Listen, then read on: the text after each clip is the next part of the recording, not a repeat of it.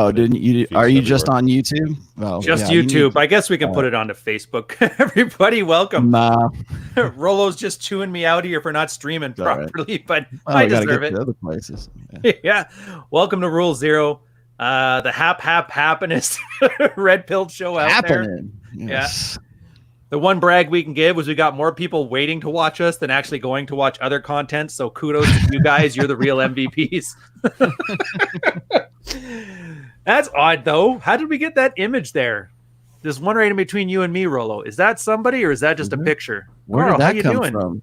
Yeah. Is that Schopenhauer? Schopenhauer has decided to join us today. The triumphant return of Schopenhauer. Yeah, hey everyone. I'm sorry. It was kind of rough there for a while, but I decided that all my old ways were wrong, so I went ahead and I married a single mom. We're now in the process of adopting her kid. I've gained 50 pounds.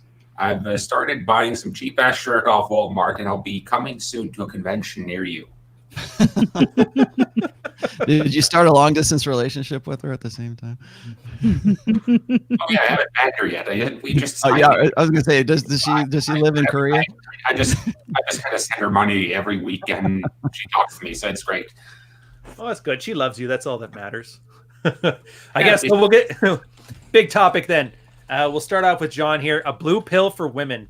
I don't know why, but a lot of guys seem super interested in understanding what are the lies that women are told their whole lives. So I figured, John, you probably got the most experience with watching chicks lie to.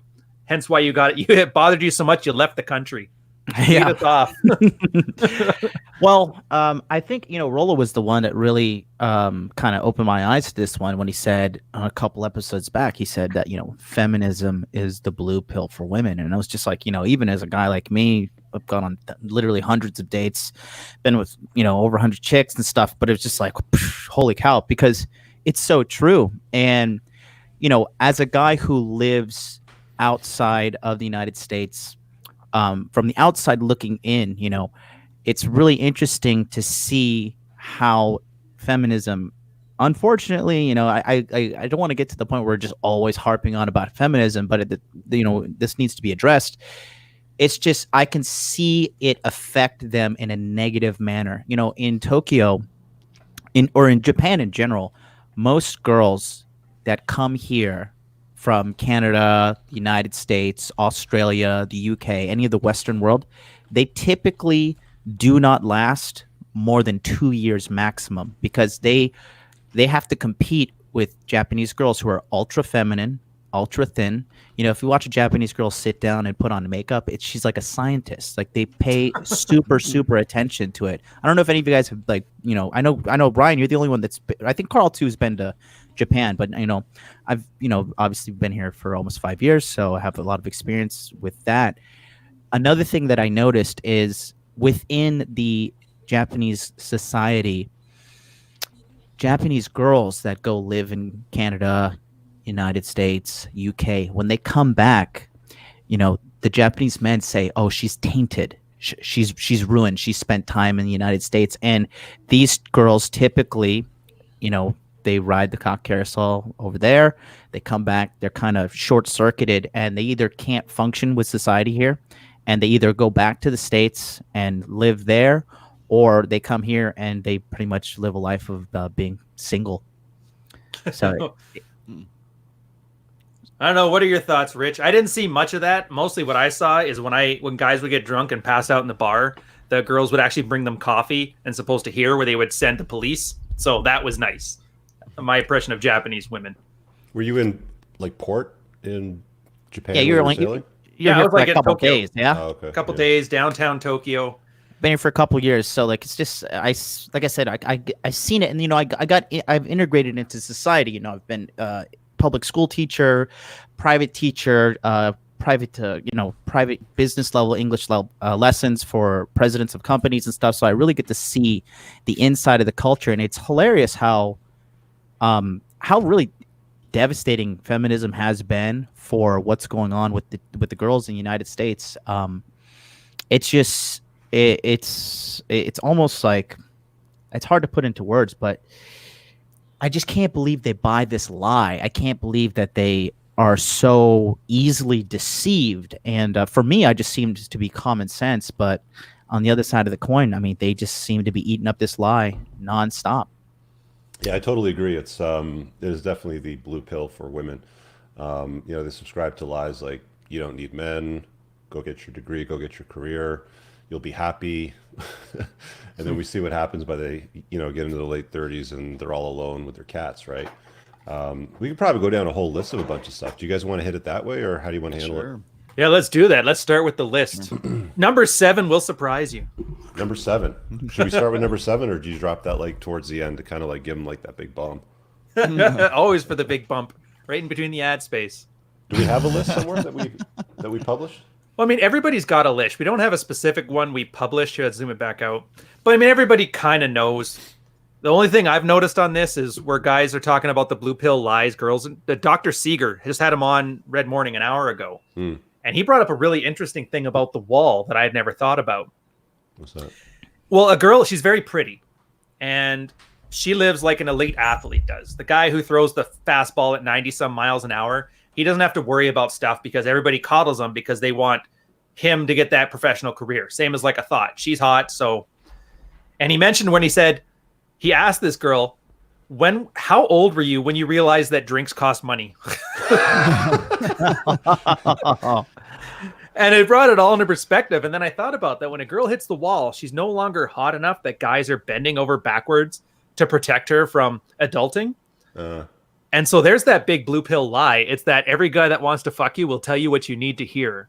And then when those girls get older, they don't have the mental tools to actually deal with the world once people don't find them attractive anymore.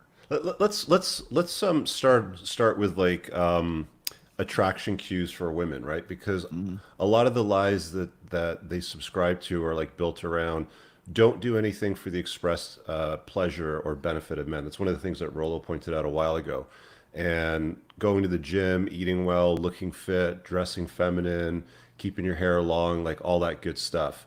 That's a pretty important one because, like John was pointing out, the women in Asia and Japan are far more feminine and attractive than what you'll get in North America. Like we have an obesity epidemic around here. And it seems like people are just okay walking around in giant, fat, diabetes-laden, one cheeseburger away from a heart attack bodies, right? Oh, it's a grift now. It's a grift. Like excusing that is now a grift. I talked about that with Pat Campbell yesterday about this new TLC show called like something like Love Has No Size or some shit like that. And yeah, right now that is being turned like body acceptance and all that stuff. It's so reliably, generates clicks and attention and interest that you can make shows like that. And it probably will last like all of 2 seasons, but like that's what people are doing. Yeah, it just blows my mind because, when I was involved in the English teaching community here, we would have discussions about American culture, because, Japanese people are naturally curious about other cultures, especially people who are engaged in learning English, right? Some of them do it for business. Some of them enjoy traveling, but they always make fun of Americans. And they're like, why is everybody so fat in America? Like, don't you guys get it? They're like, don't you get it? Like being fat is unhealthy. But, you have the worst thing about being in Japan is like the closest place that most foreigners come from is California. So they bring all that cancer with them here. And then they're like, oh, well, we believe in like, body acceptance and like you're healthy at any weight. And if you're grounded in reality, like, there is no such thing as healthy at any weight. Like if you have too much fat on your body, like the amount of clinical data that shows that this is detrimental to your health. And it's the one thing you can control. Like just like, if you have, cancer in your hips, in your family DNA, that's one other thing. But if you're just shoveling food in your mouth nonstop and just getting fatter and fatter and fatter, like that's all on you. And they're just saying like, it's okay. And the thing that I find the most interesting is that where are all the plus size models for men? Where are all the 400-pound men models? Where are all the 500-pound like Tess Hollidays that are men? They're not, because it's a big lie. And I just think it's, quite honestly, I think it's hilarious watching these pigs slop around and I just don't. I just like I'm a little chunky. I have like probably 10 pounds I need to lose, and I like personally feel like I live in hell. But I see these people who are like, I gotta see a chick that weighs like 200 pounds, and I'm like, where did you get lost in this whole common sense situation of like just regulating yourself to a healthy body weight? Ryan, throw that up on the screen for a sec. You guys got to see this piece of news here. Oh, there it is. All right, a sec. This plus size model can't see the haters because the diabetes made her blind. Oh my God! You can't make this shit up, guys. Is she blind? She lost her sight? Apparently, yeah. No way. Yeah. Oh my. Somebody sent this to me a couple of weeks ago, and I forgot to do anything with it, but I just pulled it up there. I mean, this is just this is exactly what we're talking about, right? Right. This is the blue pill for women, feminism. Yeah, and I mean, and you can't tell them shit. You can't tell them. No, anything. you can't say anything. You say something, then you're a hater, and there's something wrong with you. And how dare you do that? And only women are allowed to criticize the opposite sex. Men can't. Well, I was thinking on this, and Rolo, do you know about that self-deception theory?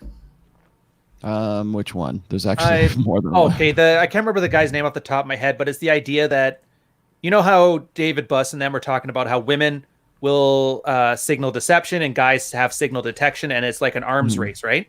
Right. Yeah. Well, the one female adaptation is how they deceive themselves, because then they don't have any tells for us to pick up on, and that's their current. And that was the theory for it. I can't remember the doctor's name. It's an Evo Psych one anyway. Yeah. And I'm wondering if Tess Holliday actually thinks she is healthy at any size, if that's self-delusion specific, because gone amok. It's funny because this is a constant theme, I think, between you and me. Is like, I always say these people actually believe this. Right. And I'm not just talking about women. There's like guys that will self-deceive themselves as well. And they become ego invested in that deception, in the self-deception. And there are theories and there is research out there that, let's just say, points in this direction that human beings can't handle too much reality. Right, we can't handle because if we did, we would be these nervous wrecks and we'd be just like falling apart. That's one thing I think. The globalization of information and the globalization of not just like the economy, but like the sexual marketplace in particular. One of the reasons why you see like guys in the black pill community or guys like incels and stuff like that, or guys who are just becoming really super despondent right now, is because they have too much access to too much reality. And so they kind of shut themselves off from it, however they do that, but they can't look away. You know what I mean? Like they don't want to be online or like I was talking with actually Ryan, you on Wednesday about how we want to have the government step in and censor pornography for us because we can't handle it anymore, right? It's rewiring our brains. Please take it away. Don't make me look at it anymore. But like, they still want to look at it. And the same thing can apply to women in that they'll get to a point where it's like, oh, well, everything I see online and everything that I like, all of my engagement on social media or in this globalized information society tells me that I'm healthy at any weight. And so you hear that enough times and you see what like that TLC program. Look, here's some real, and I used this when I was with Pat. I said, here are some really overweight, morbidly obese women who are with guys that morbidly obese women would like that's their dream date, their dream guy, right? To get with a guy like that, but they know damn well that they'll never get with a guy like that because they're morbidly obese. But we feed them this fantasy on TLC or whatever, and they say, "No, girls, look here's like 3-4 extreme outlier couples where it's like you have this huge woman and you got this kind of in shape guy who's there. I mean, certainly not a morbidly obese guy." And I would like to, I don't know what the stats on this are, but I do know that 68% of the American population is overweight, medically, clinically overweight, and at least 33% of them are morbidly obese. Those are the stats, okay? But I would like to know, and I don't know where I could find this, maybe somebody can come up with this, but like what percentage of women are overweight or morbidly obese versus men who are morbidly obese. Because when I don't know about you guys, but like when I go to the gym, and like if I go to a big metropolitan gym, like whether it was in Orlando or it's like even here or wherever else, I see way more fat women in the gym than I see fat men. In fact, I see in shape guys there working out next to overweight women. And Rollo, by and large, in the States, you're correct. I think it's like 30. I think it's like 39% of women are overweight or obese, and it's 34% for men. I think that's because men typically work like more jobs like construction, trash worker, all these like physical labor work. My theory is this: is that because of the conditions of the new sexual marketplace, women are more interested in they don't care about beta bucks guys. I think that this is what they believe. Whether or not this is a practical reality is irrelevant. But I think what they believe is that the beta bucks side, the provisioning side of hypergamy is already met for them. So you have a globalized society saying you're beautiful at any weight, and if anybody says anything different, it's their problem and not your problem. And you have the spreading of this idea that women, like even overweight women, are entitled to in shape guys. And I also see that guys go, okay, well, women don't need me to be their provider anymore or their protector or any of that beta buck side of things. So let me focus primarily on looking good and getting in shape and essentially being a good looking, alpha lay for these girls, because that's the only way I'm going to get my reproductive problem solved for me. So I read this, and it was about like 2 years ago. I think it was in Forbes, or like, they asked these like Fortune 500 CEOs, like, you got billions of dollars. You have these companies, you're by anybody's measure of success.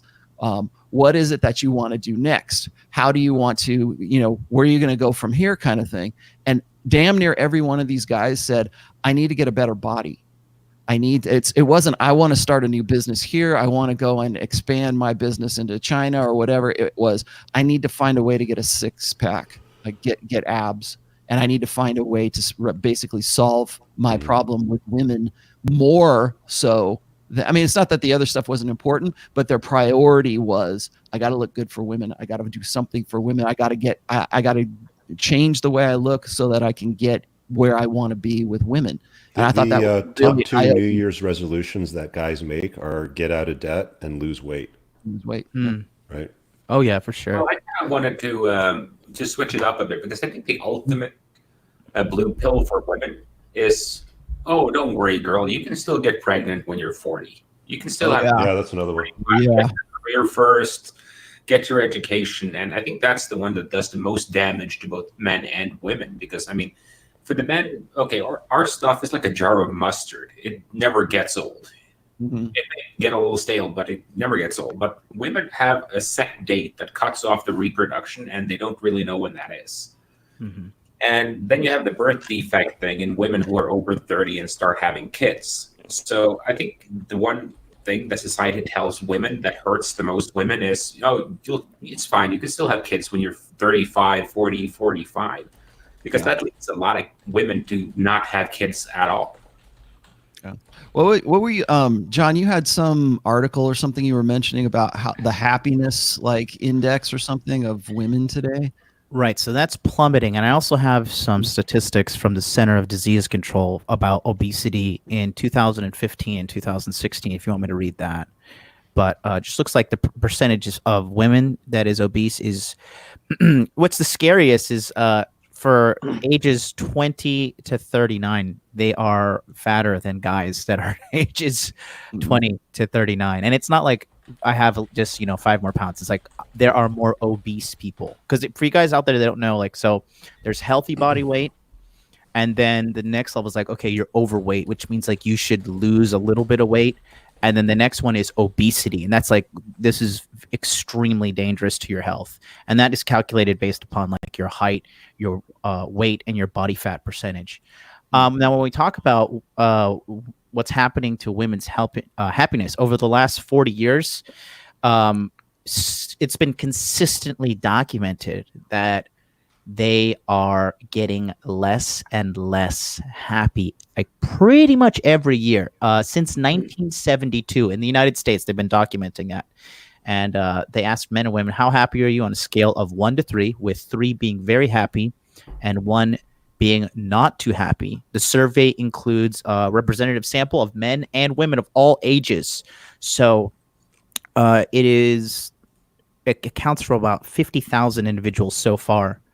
And since the 1972, like they're relatively happy, but as the years have progressed, women have been consistently getting less happier, and men actually have been consistently getting a little bit happier because I think it's let's just talk about sex, right? So the reason is this: one thing I'm hearing now, a lot of complaints from girls is that no man wants to settle down. No man wants to settle down.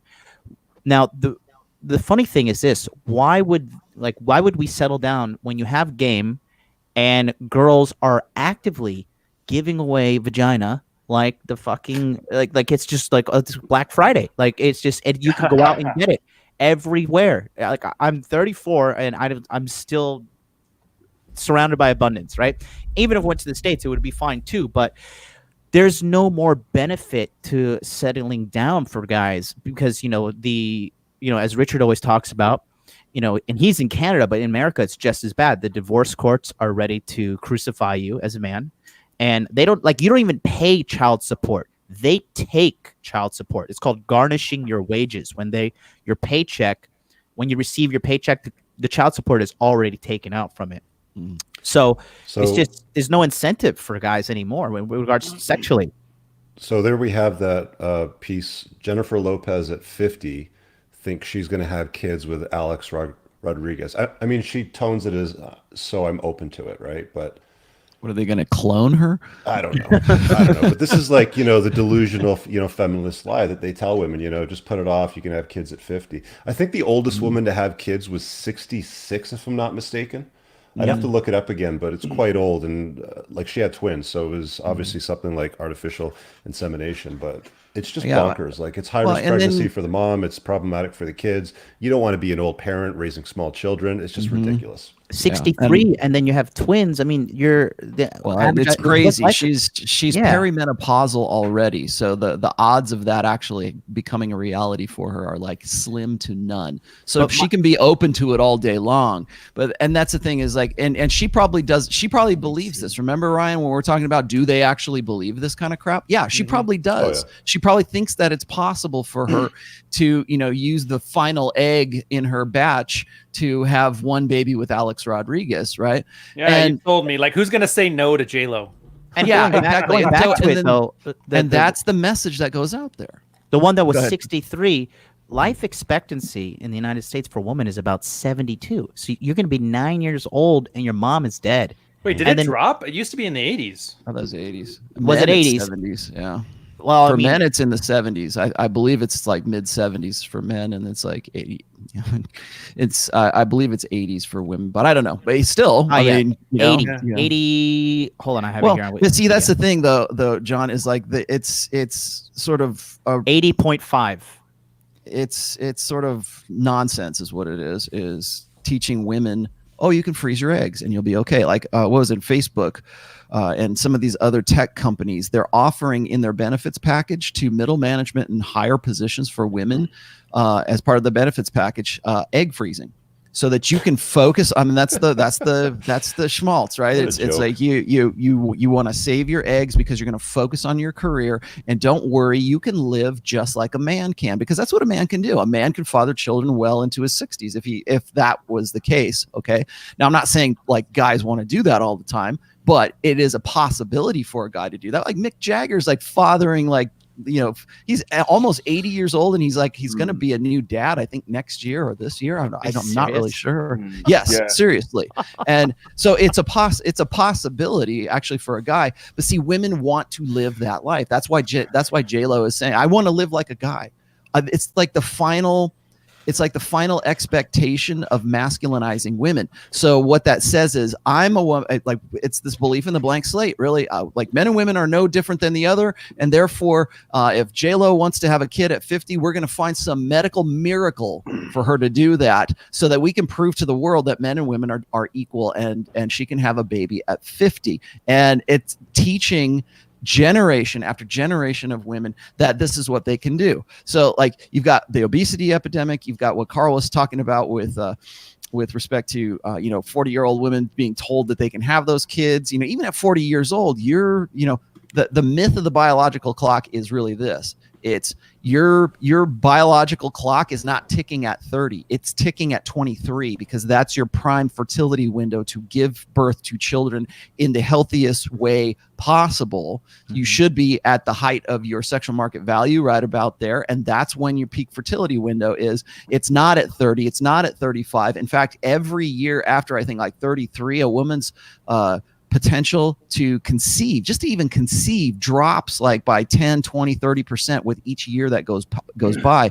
We don't tell women that. We get J-Lo to go out there and say, don't worry, girl, you can have kids at any age. You're beautiful at any size. You can have kids at any age. You can, be a CEO anytime you want to. You can have it all. It's this social conventions that we have convinced women of, that they build their lives around, and those expectations and entitlements on. The refusal to accept reality, which is, as the show is sort of coming around to talk about, I guess, is the sort of there's an equivalence there with the blue pill and the purple pill guy, isn't there? Who just himself refuses to take reality on board. But we definitely see it, without a doubt, with things like the J-Lo example, and this sort of idea for women that the party goes on forever, and it really, really doesn't. The party unfortunately ends, and it ends probably in the early to mid 30s, I think, in most cases. Here's a question for you guys. Dream, though, it's basically you lie to women. You tell them you've got kids at any age, and then you have them drop $200K of their husband's money on in vitro fertilization. Now you're talking. Here's a question for you guys. So I got one that'll go better than that, but go ahead. It's a freaking business, man. Yeah. 1950s. You guys can't have sex with men. You're going to get pregnant.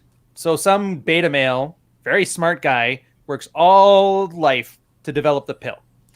Let's say this egg fertilization freezing thing, let's say now it's still early on. 5 years from now, somebody perfects it. They get it to the point that every 19-year-old puts 5 eggs away, and they get to use them, government subsidized. They get to have a baby whenever they want. So what do you do about that? We've essentially technologically solved the problem of the wall from a fertility standpoint. So what does the average guy do with that information now? It's a doozy, isn't it?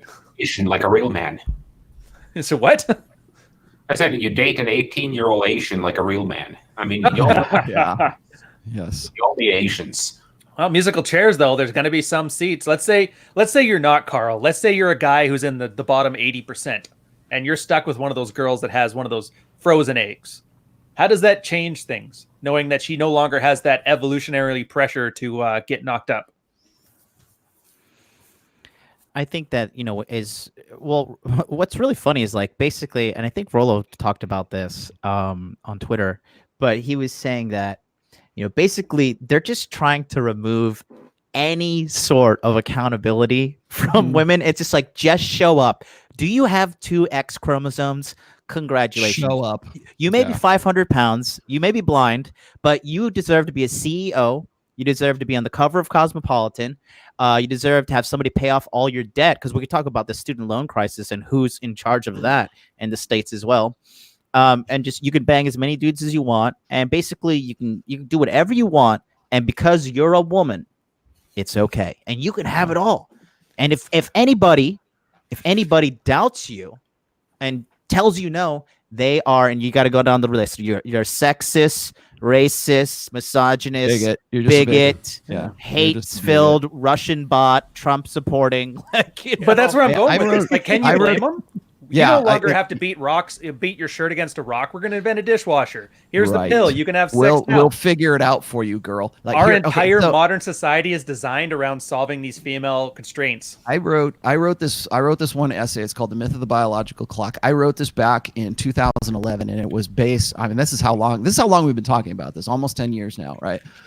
And this was based on I put the link in the chat there. This is based on an article called most people under the clang of fertility's clock or some shit like that, right? But in this is what it says in that one article. It says a new survey finds a big disconnect when it comes to fertility. The age women think they can conceive a baby is far different from what their bodies are actually capable of. This poses an increasing problem as more women wait longer than ever to have children. What's the chance a 30-year-old can get pregnant in one try? Many thought up to 80%, while in reality, it's less than 30%. For a 40-year-old woman, many assumed it to be a 40% success rate. It's actually less than 10% after 40. And when you keep trying, the survey finds many think that you can get pregnant more quickly than it actually happens. It also shows many women underestimate how successful fertility treatments are. Then it goes on to say this. The first thing they say, why didn't anybody tell me this? Says Barbara Kalura, who is the co-author of the survey. She laments that no federal agency pushes this issue, and neither women nor their OBGYN tend to bring it up. Though Kalura admits fading fertility is a hard message to deliver. Yes, of course it is when you've got J-Lo saying at 50 she's going to have a baby. So she goes on, let's be honest, women don't want to hear that they can't have it all. She says they have a great job. We can have a master's degree. We don't need to worry about childbearing because that's something that will come later. And when it doesn't happen, women get really angry. I want to talk about something in regards to like finances as well. So when we talk about the student loan situation in the United States, because one stat that's where I was going next. Oh, I love it. The one stat that feminists love to say is that women have more college degrees than men, right? But if you have a degree in like feminist basket weaving theory, like you got to learn how to say, would you like fries with that? Because nobody's gonna fucking hire you. It's just not gonna happen.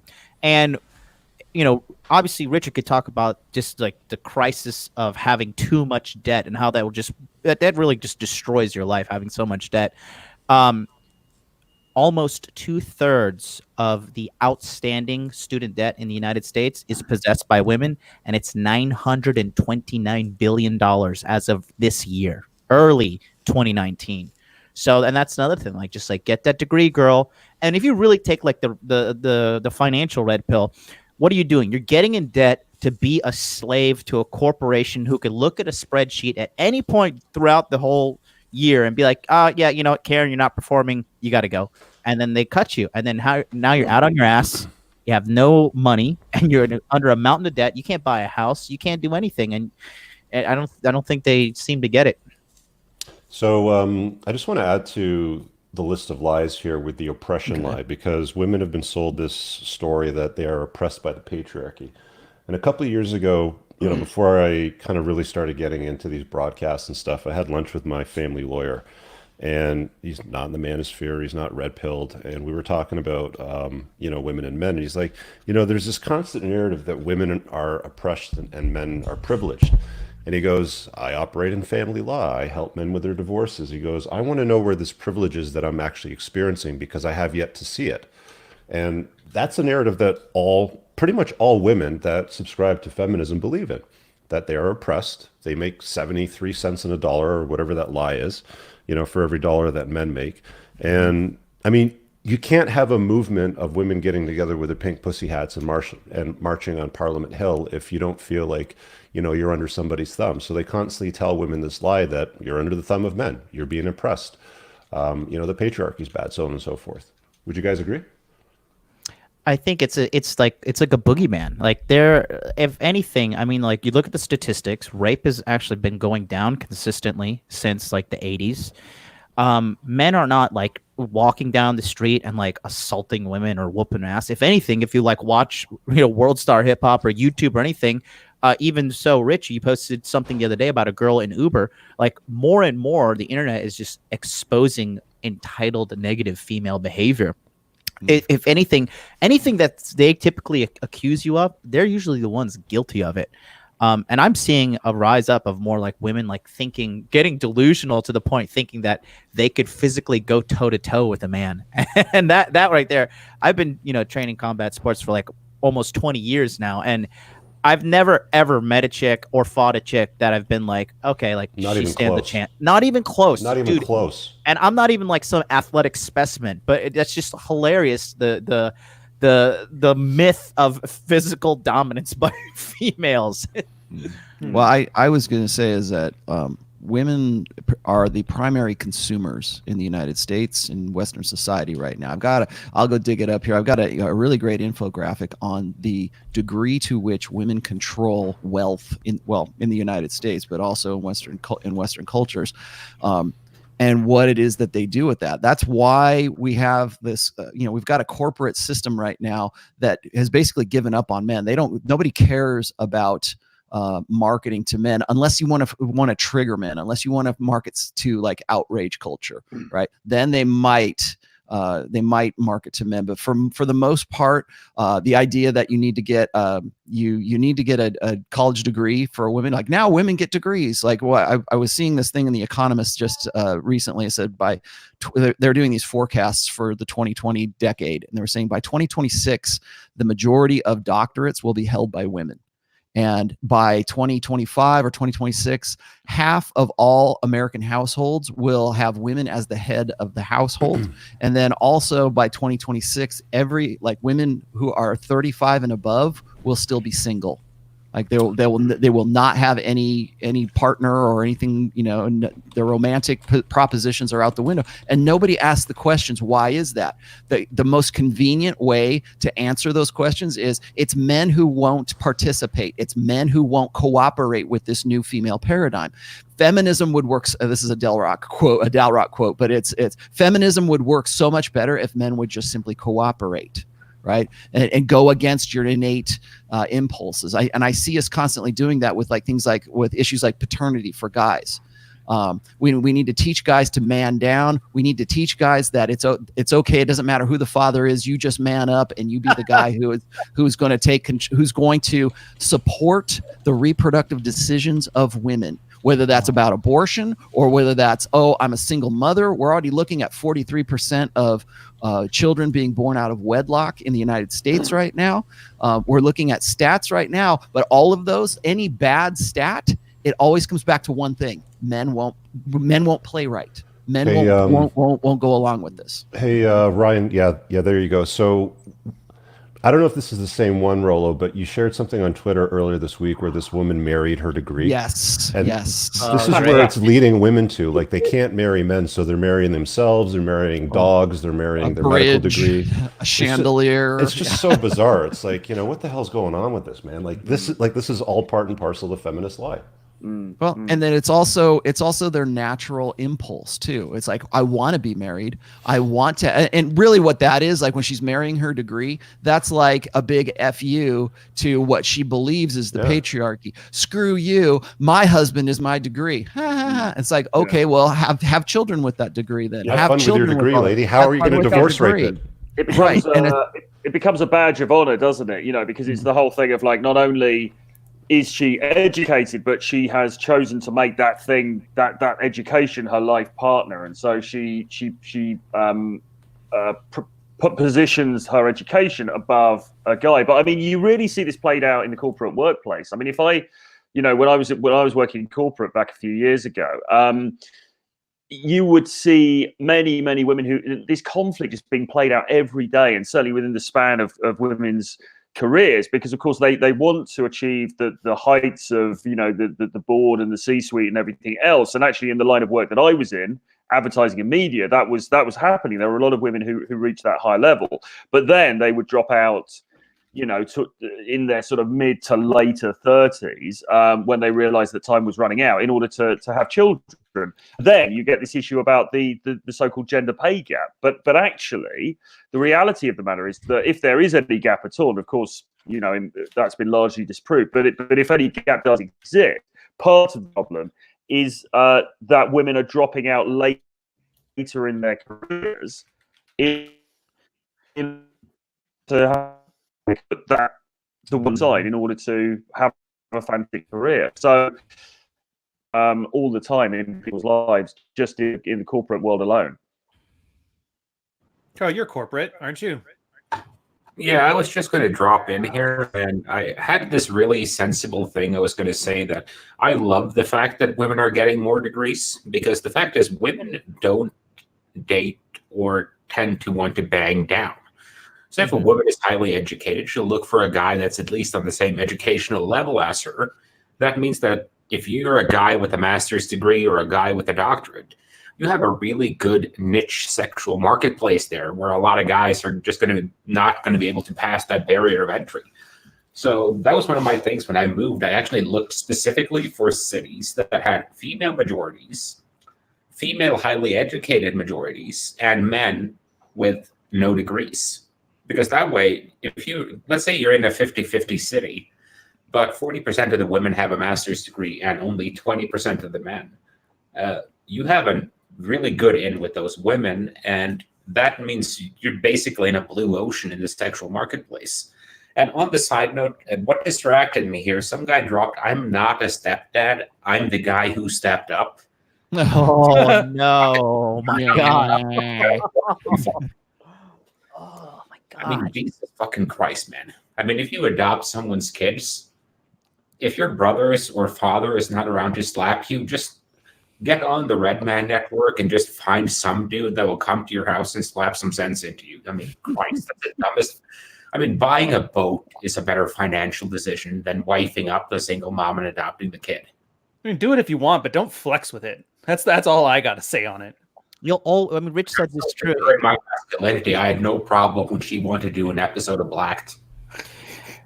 The downside about the whole single mom thing is like, you're never going to be the top priority, and men, when they get with a woman, they want to be the top priority. And the most successful relationships are when the woman consistently looks at you in an adoring manner, and she's like, she looks up to you, she's proud to be with you. But you'll never have that when you're dating a single mom, because you'll never do that when you're a dad, period. I mean, Rich, you can vouch for this. Rolo too. You didn't get the same attention as you did before the kid, right? Yeah, I think generally speaking, moms usually put their kids first. But I mean, if you're a guy that's dating a single mom and you're raising her kids and you're being cuckolded, you come in behind her, the kids, the broken dishwasher, the dead tree in the backyard that needs to get removed, and the baby daddy. Yeah, all second place is livable, but 15th is kind of shit. Yeah, you're in place number 8 or 9. You're right at the end. I mean, you have to keep in mind here that this woman gave birth. That has some, let's say, negative consequences on the workings of the downstairs area.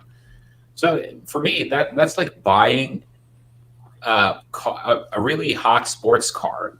But Gary Busey used to own it, and he ran that shit down the Pacific Coast Highway doing a cocaine binge in the early 90s and smashed that thing up. And then they had to pull out all the interior because there was a bunch of blood in there. And now it just looks like a hot mess. And I have to spend a couple of $100,000 to fix that stuff up. But it's never going to be as good as it was before that train wreck hit it. Hey, Carl, you want to hear a funny story? I actually ran into Gary Busey at a gas station in LA back in September. And he was driving this beat up old shitty Volvo with garbage in the car. There was literally a garbage dump all inside the car everywhere. That's not surprising. Yeah. That guy's a train wreck.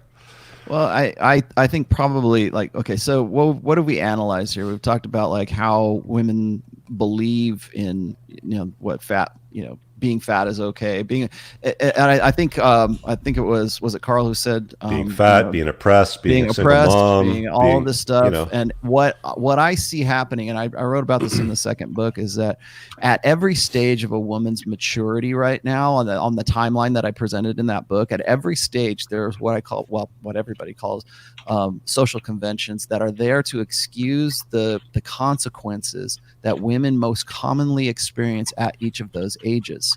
So, like, for instance, and this is a new one to me, when you see J-Lo saying, well, I'm going to have a baby at 50, that's a social convention that is meant to, at least in some way, lessen the impact of women not being able to have children after 40. Like, I was just reading the stats from that one article. Their chance of even conceiving after 40 is like 10%. And so there is that as a social convention. Then there is, well, I'm 35 years old, and where are all the nice guys at? Where are all the guys who are supposed to? Why don't they man up? Why can't I? It's like the what was the article we read about economic attractiveness? Or why is life not as good as it was when I was? Yeah. Basically. Exactly. And so you've got, women who statistically want a guy who makes 58% more money than they do to make him economically attractive.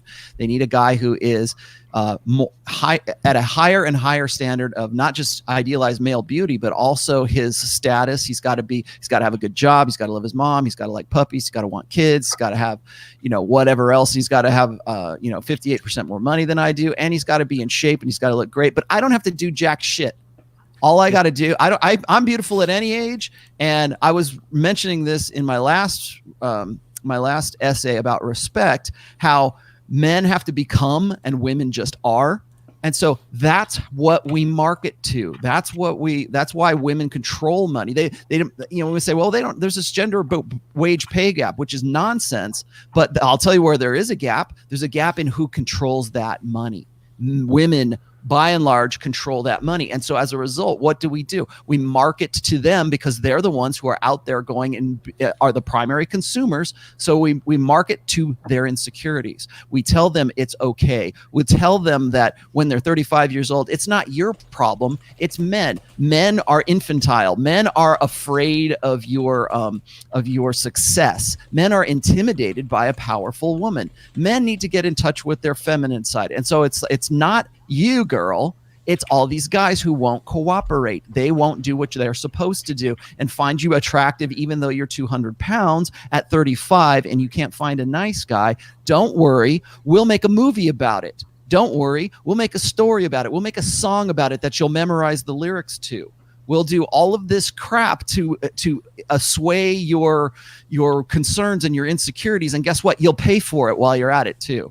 And they don't even realize they're doing that because they don't have to become. They just are. So when we give respect to a man and we make him respectable, he has to earn that. He has a burden of performance. Women do not have that burden of performance. If they decide to take that on themselves because they want to be more masculine, or they're masculinized and I want to have a career and I want to have a business, great. Guess what? You're now playing in men's world and you're now playing by men's rules. But then when they get to 35, I don't want to play by men's rules anymore. I want to have babies. I want to do all this great stuff. And now, and I can't find anybody. Now I'm 38, 39 years old crying in my car on YouTube because I can't find a proper guy who's going and guess, and then on top of that, I'm going to make demands. I'm going to say I'm entitled to this happiness. I'm not happy, but I'm entitled to happiness. How come I don't have this happiness? Well, you made decisions. Those decisions have consequences. If you chose to live like a male, guess what? You have to pay the consequences, and you have the results of what men have to deal with, right? They say, well, men aren't available. Men are always workaholics. Men they don't spend time with the family. They're we have dads, but they're not involved dads or whatever. It's like, yeah, because they're out there busting their ass to facilitate your reality, and that has consequences. That has a price tag that goes along with that. Guess what, ladies? If you decide that you want to be in that world, you're going to pay those prices too. And that's so when women get to that stage, and now we're seeing at least the last 2 or 3 generations of women who are reaching this final stage, and they go, I don't have any kids, but J-Lo said I can have them, so I guess I'm okay. And I froze my eggs because Facebook made it part of my benefits package. I guess I'll be all right. Oh, I can't find the right guy? No problem. I'll go down to the sperm bank, find a water polo player, and get him to, impregnate me because I want the hot guy. And who gives a rat's ass about intelligence? I just want the guy who's hot, and I want to have sexy sons. Okay, great. You're entitled to that. You have a human right. Women right now, I believe, if you were to poll just average women, and you were to say, hey, look, do you think you have a right to have children? They would say, hell yeah, I do. They have a right to be a mother at any point. Whether a man is a father of it or a man steps in, it doesn't matter. They're going to have the kid, and they believe that that's their human right to do so. It's a human right to have an abortion. Whether they even have the means to raise them or the financial capacity or not, or even the parenting skills. So they have a right to child support. They have a right to abortion. They have a right to even have the kids. They have a right to marry a fucking degree, to marry a bridge, because they still have the right to have the state support that kid and send the father to jail if he can't pay for the shit.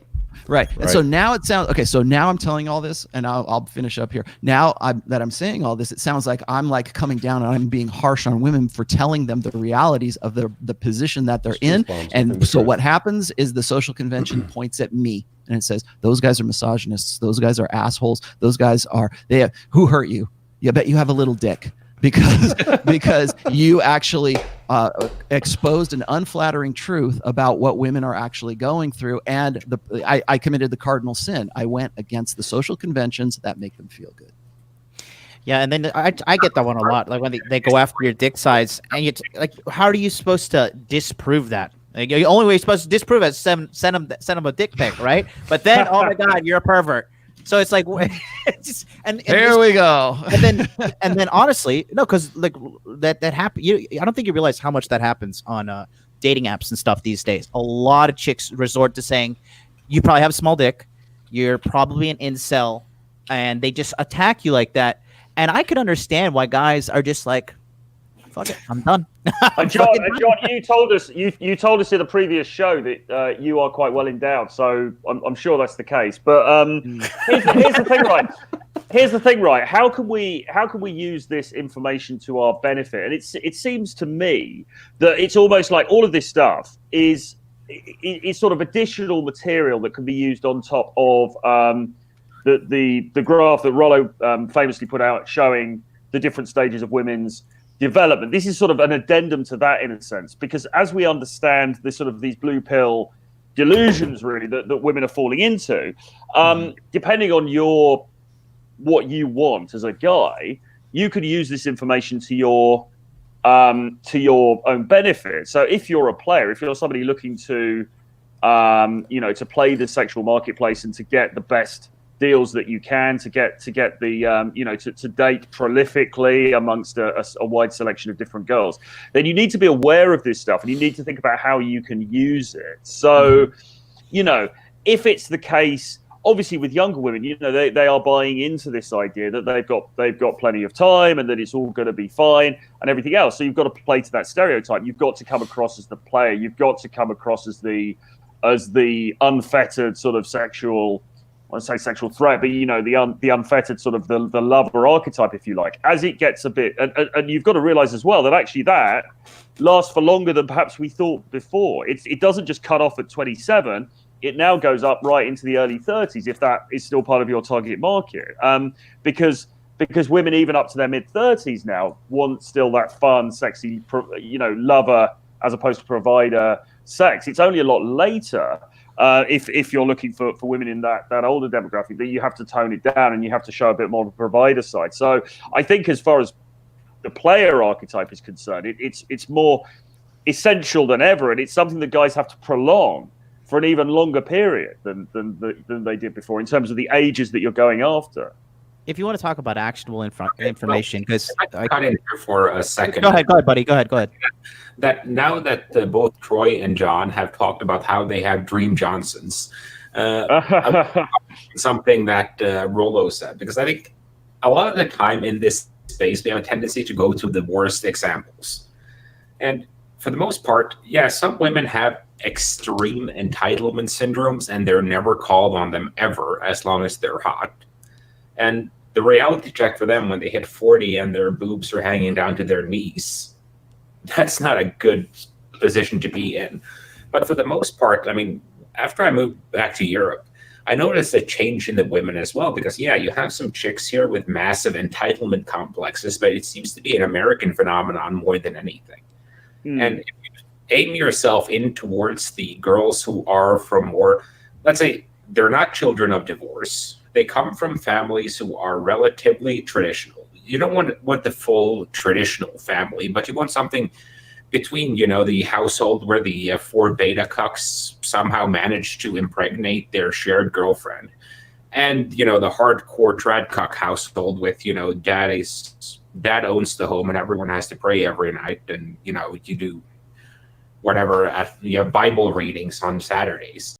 But if you find somewhere in the middle there, you'll find some girls who are actually fairly well balanced. They are attractive, they're not crazy, and they have stable relationship role models. And I know I might be cursing in church, but, you know, I've been kicked out of churches before, so that's not new to me. But it's more about getting to a point where you're high value enough that you can actually make good choices in who you date. Like Ryan has a girl there who brings him food while he sits and does his misogynist podcasts. You know, I'm sure John's girl is in the other room right now in his 4 square foot Tokyo. She's under the desk. She's right there.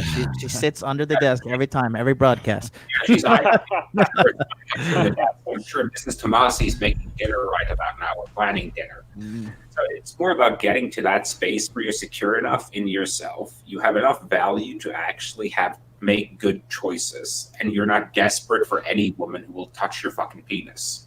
Can I just relate a story that something that I saw I experienced actually 2 days ago? I think I was with there was a group of people, and there was this girl who was talking about a couple of dates that she'd been on recently, and she was saying there's this dude, and she is probably, I would say, maybe late 20s, maybe early 30s, so getting around to that sort of epiphany phase. And she was saying that she's dating this dude, and she was like, yeah, he's a really great guy. I feel deep compatibility with this dude, but there is no physical attraction there. So she said, I've been on a few dates with him. I'm just not feeling the tingles, so I'm not kind of sure what to do. But then she said, I went on another date with this dude from Tinder the other night, and I could tell he was bad news. You know, I could tell this guy was a bad boy, he was a player or whatever, but the attraction was through the roof. And she was sort of expressing annoyance at this, really. She was saying, I'm just really, and she said, I resisted this guy, even though I was attracted to him, because I knew he was no good for me. I knew he was just going to, you know, pump and dump sort of thing. But she said, it's really annoying for me that I'm in this position where, you know, what do I do? Do I go for gratification, or, you know, or I've got to go for this dude that I'm not really attracted to, but I know he's, you know, we've got this sort of personal compatibility. So in a sense, another way of thinking about female blue pill is that they are sort of dimly aware of, I think, the trade-offs that they need to make, but perhaps they don't necessarily articulate it in the same way that we do in this space. But I saw with that girl a sort of glimmering of, she was starting to realize that the terrible dichotomy that she's in, and the sort of trade-offs that she's going to have to make as she gets older. So they do sort of start to get that red pill awakening as well, which is kind of interesting, I thought. I when I was Rich probably yeah, I got a point on the whole lie that women are told or subscribe to anyway about notch count. So go ahead. I'm just kind of trying to dig up the article on it, but bottom line is women think that they can be as promiscuous as they want today, and that it doesn't matter. They think that if they have a notch count in the triple digits, it's okay. Somebody should just wife them up when they've hit the epiphany phase and they're ready to settle down and be a good girl, sort of thing. But that's always an incredibly bad choice for men. I mean, for them it's fine, but for men it's an incredibly bad choice, because women with a massive notch count, I think the number goes up for divorce dramatically after even like 2, if I can recall the stats. But I mean, if she's banged 30, 40, 90, 150 guys, yikes. I mean, you might as well throw a hot dog down a hallway. Like, what are you getting yourself into here? You're going to get yourself involved with a woman that has no pair bonding capacities whatsoever to a man, and all she's going to do is bounce if things don't go her way, right? Because there's always another thirsty beta or some other guy out there that's waiting to, do something with her, whether it's wife her up or go out on a date or whatever. So that's another great lie that women are told as well, is that notch count doesn't matter and that they can go and do whatever they want. Men need to create value in their lives because they're nothing. They start with nothing. Women need to preserve their value. They need to protect their beauty and their femininity and their virginity. It's the reason why throughout history, virginity was so highly prized, right? And now, what guys are going to say is they're going to say, well, you guys in the red pill are telling them to be promiscuous. You guys in the red pill are telling you're spinning plates, you're doing all this other stuff. And to that, what I always say is, look, men and women are different. Sorry to say, but that's one of the differences. Men can separate the emotional side of sex away from the act because we have different mating strategies. So what will happen is people say, well, that's very convenient. How come guys could, well, it's that constant double standard, right? It's like, how come guys are heroes for having sex with a load of women, but women are sluts if they have sex with a lot of men? And of course, everybody gives us the key and the lock and the door analogy. Okay, I get that, but here's the real basis of this is men and women are different. Sorry, that's just how we evolved. Okay, like guys can separate. Why is pornography a big deal right now? Why do guys get addicted to pornography? Because they want unlimited access to unlimited sexuality. And why is that? Because we can separate ourselves from the sex act in our ancestral past. Just like what I'm gonna quote John here. It was ejaculate and evacuate, right? One of the reasons why we get a hard on just seeing a half naked woman is because that was reproductively successful for us in our evolutionary past. So that is just simply the way that we are. That's the way our brains work. We can separate that. What the reason why when women have a higher notch count, they have a lessened ability they have a higher incidence of divorce, but they have a lesser ability to form healthy attachments in a monogamous fashion with a guy. And it's not necessarily because they had a shit ton of sex with other guys. It's that they were exposed more to guys who could have been more alpha. So it's not about, I don't see it so much as a numbers game as it is an alpha game. So if you have like a girl who's had like 2 lovers before you, and the first guy was like a super alpha that she compares everybody else to, you're just as screwed. Okay, because she's going to be pining for that one guy or saying, this guy's not as good as that other guy. He's now the benchmark for her.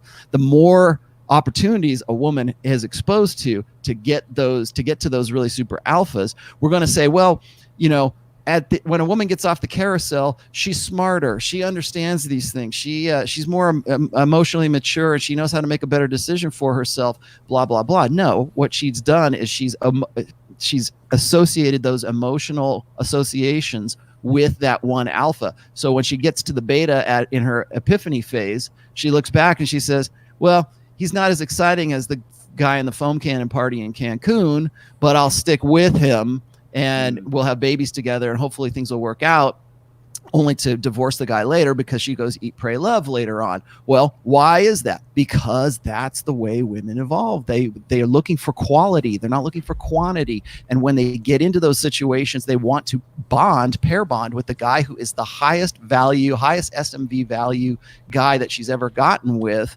according to her hypergamous, there's that word again, mating strategy. So yes, that's what you're going to see. Now, what I wanted to ask is, and I'll pose a question here, is like, because we can sit here and we can talk about like all the shit that women believe and these social conventions and how corporate society markets to these women. Like, how do we, like, I have a daughter, I know Rich has a daughter. How do we teach women to understand this stuff? How do we make women better again, right? How do we set up a convention in Orlando? Yeah, exactly. Yeah, you certainly don't go there. Technically, that's what Rich and I are doing. We're raising daughters right now, and my daughter's a little bit more raised than his. But like, I have these conversations because what I've had these conversations before with feminists and with women who are in that final stage of their lives, thinking they can still have babies and all that stuff, and they're coming to realize the consequences of the actions that they took earlier in their lives, and they'll say, "Well, Rollo, is this the kind of stuff you're teaching your daughter?" I'm like, "You're damn right it is. Exactly what I'm teaching my daughter. I'm teaching her I'm saying, look, you know what? You're coming. She's 21 years old. I say, you're coming up on your peak sexual market value years. You need to make the most of it that you possibly can right now. But understand that your actions have consequences. And if you decide to play a game that is, a high stakes game, like you want to be a man, or you want to live in a man's world and be a careerist or whatever. And she doesn't. She wants to have babies. She wants to be a mother. She and my wife are just like, they're best friends now, but she wants to have kids. She wants to be a mother. She wants to be a wife. And that right there sounds to modern feminist society as if it's a failure. Like, oh, you're setting your daughter up for failure. And I'm like, no, I'm setting her up so she doesn't deal with the consequences that you're dealing with right now. It's worth just noting, though, that it's only really in the West that this is an issue, isn't it? It's in the USA, it's in America, it's in Canada, and associated sort of Anglosphere places. I mean, go to Russia, and this isn't an issue because girls are told by their parents and their grandparents, you're 23, 24, you need to start looking because time's running out. This is, and I'm sure probably John might say the same thing about Japan. It's only in our Western sort of English-speaking nations or where this is an issue. So,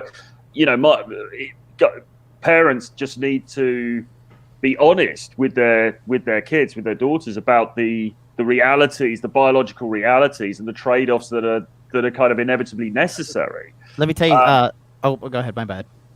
No, carry on. No, I was just gonna say, talking about Japan again, right? The arrogance of Western society to like look down on other societies and like condescendingly speak to them about how they should be. In this situation, feminism is not really taken off in Japan because Japanese girls are like, wait a minute, you want me to get a job and work for the rest of my life instead of having kids and just like hanging out and watching Korean dramas all day?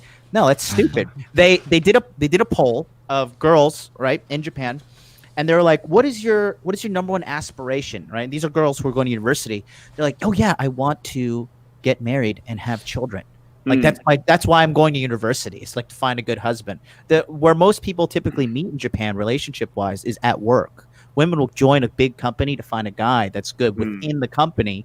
Then they'll get married, and then she'll just drop out, and then he'll take over the finances, and then that's how relationships are usually perpetuated here. The problem with America is it's a three-headed dragon. Okay, there is the media, which is really toxic. We talked about this earlier.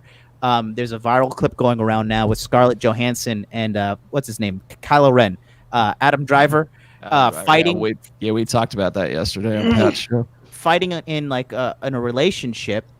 These negative, toxic perceptions of people in relationships are all over mainstream media in the United States of America, and then you have the government backing it up, and then it's also all over social media. If you see the stories and stuff in like Snapchat, it's pure cancer. So it's the culture that is really what needs to change, and it's women are not just gonna snap out of it and wake up. It's not going to happen. So you have to get that out of your head. It's the culture that enforces it. Like, this is why we talked about Abu American. We was on Dude Party. We said, like, we say, how do you usually keep your woman in check? And he's like, well, I refer back to the principles in the Quran. And that we don't have that in America. Like our God in America is the mainstream feminine imperative. And that's why inevitably I think United States is fucked, and there's no coming back. Like, it's just enjoy the decline, as Aaron Clary likes to say. Just enjoy it. Yeah, absolutely. And you, John, you're saying things need to go back, but I mean, it depends on what one's objectives are. Because if your objectives are to be a bit of a dirtbag and be a bit of a player, then actually this is one of the greatest times there's ever been for the reasons that we're stating. But it is culturally defined, because if you look at the fabled Eastern Europe, I mean, Poland is now becoming very westernized, but it's still less westernized in the UK, but it's becoming very westernized. So feminism is taking over there. Russia is different. So I've been to Russia quite a few times in the last year or so, and Russia is different because Putin keeps it in a bit of a bubble, and Putin, their media there will look at the West. It'll point to things like some of the cultural kind of things that we talk about going on in the West, including things about gender and sexuality and so on. And they'll say, look at all of that degeneracy going on over there. you don't want our country to be like that, and they keep it very separate. Yes. And so that's why within that culture, they're just not having these conversations. It's just not an issue. Russian girls usually about how we last. teach girls. Go ahead. So it's a little delay. It's not an issue to talk about to teach girls how they need to, at what point they need to find a husband, settle down, all that kind of thing. It's just it's within the culture, and it's a cultural issue that we're facing within the West, which, as we said, can be exploited depending on what your objectives are. And the talk about like the branches of girls that typically last in Japan. Eastern European for sure. Russians, a lot of Russian girls here, a lot of Ukrainians, a lot of Lithuanians. Typically girls from Eastern Europe, they survive and thrive here, but it's all the Western girls that end up running back home with their tail between their legs. So somebody put up this infographic. What's this on? I did. This is actually, let me see if I zip up here a little bit further so you guys can see this. It's a little out. This is I forgot who gave this to me, but like what this is like over here on the green side, this is like virgin marriage, right? Versus 10 plus premarital partners. Okay. And so this is the 70s, the 80s, 90s, we get into 2000, and now it's almost switched. We've gone from back in the 70s, virgin brides accounted for about 21% of marriages. Now they count for 5%. I would say probably even less than that now. It's probably half that at 2020, right? Yeah. So I mean, these are the stats that we have to sort of be aware of right here. And so what happened back in the 70s that started all of this? Well, the sexual revolution, I would say. Feminism. And then so why does this matter? Here we also see the stability, marriage stability in the long term. If you are a virgin bride, your marriage stability is somewhere around 80%, whereas if you've had over 10 partners, it's much lower. So when women ask me and this is all cited sources right down here, happiness, we were just talking about that a little while ago, like the women who are virgin brides tend to be more happy. STDs, that seems pretty much logical, right? Nasty. But this is I was gonna say these are the stats for that. So okay, so let me play a devil's advocate for a second here. Sure. I just want to say I don't get why you guys slag off on girls with high notch count. A girl's probability of having a gag reflex. Yeah. 100 notches guaranteed does not have a gag reflex. Mm-hmm. I also think the whole thing with the Anglo culture is that I think what makes the Anglo culture so unique is that people who move to, especially the United States, tend to integrate very much so with American culture. You don't get, the cultural enclaves. And that's what you notice when you start dating girls who are from, let's say, cultural minorities in Europe or in Asia or whatever else, compared to the United States. Because in the US, it doesn't matter if you're Latina, if you're African, if you're Asian, if you're Eastern European, all hosts all the time. But if you get into and you start looking at, these, let's say you find, statistically speaking, Africans are the biggest hosts. But if you start looking at them in certain European, more conservative nations, they have more of their conservative culture from home. Same thing with Asians and Latinas living in Europe. Their native culture is much stronger in their European country, and it can sometimes be even stronger in that European country as opposed to their home country.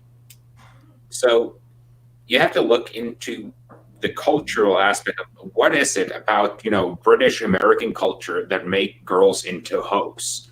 I don't know, but if we could figure out and weaponize that, I could easily bring my Natch County to the high 400s. So let's get on that. Well, we have weaponized it. That's the thing. And I'm not going to blame feminism because I think it's a symptom. It's not the cause.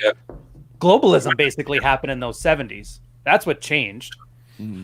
Yeah, but when I saw your face, I remember one thing. It's the one exception. Quebec. Yeah. Well, as Quebec is like an enclave too, it's closed off. But that's why the Middle East looks so good right now to people, because they just joined the global community like 5 years ago. They haven't had time for the thought apocalypse to roll through. But it's going to happen. It's just a little bit behind. It's like even pickup. They used to say that black culture was 10 years ahead of white American culture when it came to like the thottery. Mm-hmm. Now, with that chart, you kind of see the results of that. Now that we have, dishwashers invented, birth controls on the go, you're seeing the shift. I don't think this is a case of just women need to keep it between their knees and then all the problems go away. I think this is an environmental problem. Like, we've created a society that's so safe. We've created so many conveniences, and we've actually solved so many of those problems that we've been talking about women having, that they have no constraints anymore. And it's just like obese guys. They know they shouldn't be eating chocolate cake, but they're eating chocolate cake and they're fat as fuck. Yep. So there's really no way to put that genie back in the bottle, I don't think. And I don't think we can treat it as a fault for them, because they're just responding to their environment like any emotionally driven creature would. So on that point, girls are going to have high notch counts. They're probably going to be less abilities to pair bond. Your need to provide is moot at this point, because, big daddy government solves it. And if that doesn't work, then she can get her own corporate job. And I guarantee in the next 10 years, that egg freezing technology is going to be fucking mint. It's going to be up there to the point that no girl has to worry. She can be 50 years old, grab one of the 5 eggs she grabbed at 19, and it'll be solved. Beta males are literally automating their job out of the sexual marketplace. The provider's not needed anymore. And that's why I like Troy's bit, where, what's that, Carl? No, I was going to say, though, I'm all for the cultural exchange, because it's a very special experience the first time you get a blowjob from a chick wearing a hijab who won't take it off, because taking it off would be a sin. Is that not like that's the metaphor for this whole thing? But Troy's right. What do you do about that? Well, if you want a family, you got to realize you being a good provider, not going to matter for shit. You being that hot guy that she would have cheated on her beta provider for, probably going to matter more to keeping you around the house. Like Troy says, if you want to slut around, better time than ever, because everybody's going to lie to girls and say they can do it. And scientists are working behind the scenes to make sure they can. So, like, if you can't beat them, join them. It's not going to be a decline either, because by every metric, women are getting sluttier, but quality of life is going up across the board, with the exception of female happiness. But that's not our problem. When she's with me, she's going to be happy. So I can save one. I could save one woman in the West. You guys will handle your 5. Everybody else is on their own. Right. I think that... Interesting question in chat now. How do you empirically verify a woman's notch count? You dial it down to the exact one, but I will say, if she does anal without any commitment, without a second thought, it's over 30. If she does it on a one night... It's very true. Good rule of thumb.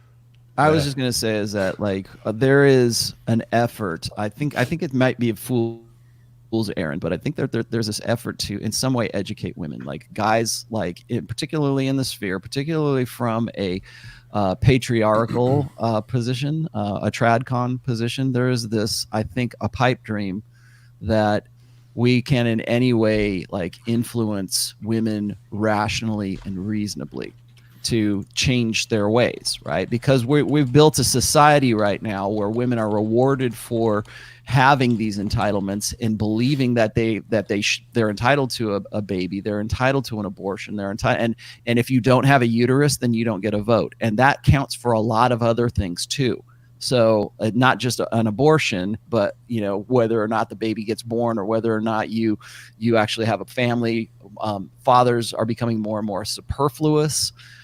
And it's like, where do you go from there? Because you're not going to legislate women back into the kitchen. You're not going to legislate women back to what they will say is this 1950s male chauvinist bullshit, right? That's not going to happen. In fact, they will proudly fight you on that, because that's what every women's study class, that's what every part of the female blue pill has taught them. That to wait for those moments, to wait for a guy like Rollo, to wait for a guy like you guys to come along and start talking about things like wear a dress, be sexy for him, learn to cook, do some laundry, be a good mother, love his family, like basic stuff, to say this are the things that will make you happy and these are the things that will make him happy, and you will have a good complementary relationship with that guy. Women don't want to hear that, because they're waiting for you to say that, because that's what they've been taught to hate. That's what they've been taught to fight against. And if you go and you make those proposals, what it's saying, it's because women become ego invested in that, right? They become ego invested in the plan, really, the conditioning that the blue. Same thing with blue pill guys too. It's just it's just from a different angle. So when you confront them, when like Rich goes and puts out a list of prerequisites or things that a woman should do if she wants to have a healthy relationship, if she wants to have a good marriage, if she wants to be a mother later on, 6 simple, stupid things. Ryan's got 7 right here, right? 7 really, simplistic kind of stuff that would seem like maybe in another culture, like just, common sense, but you throw that out there and women lose their minds. Well, why do they lose their minds? Because they're ego invested in the idea that they must fight for independence, that they don't want to do that equals slavery, that doing anything for the express pleasure of a man is slavery, and that they should always fight against that. So when like we come along or Rich comes along, it makes the 6 o'clock news. So where do you go from there? How do you convince women that they should live a different life, that what they believe right now, what their ego invested in right now, and the way that it's molding their life for the future is wrong? How are you going to tell them that? And you can't do it reasonably. You've got to approach it from an emotional side before you can really get to the reasonable side, because that's how women prioritize their interpretation. Just do what Rich did. Start doing lat pull downs with her body weight. There you go. Yeah, make her feel like a little girl again. Yeah, it's an emotion. You have to start with emotions.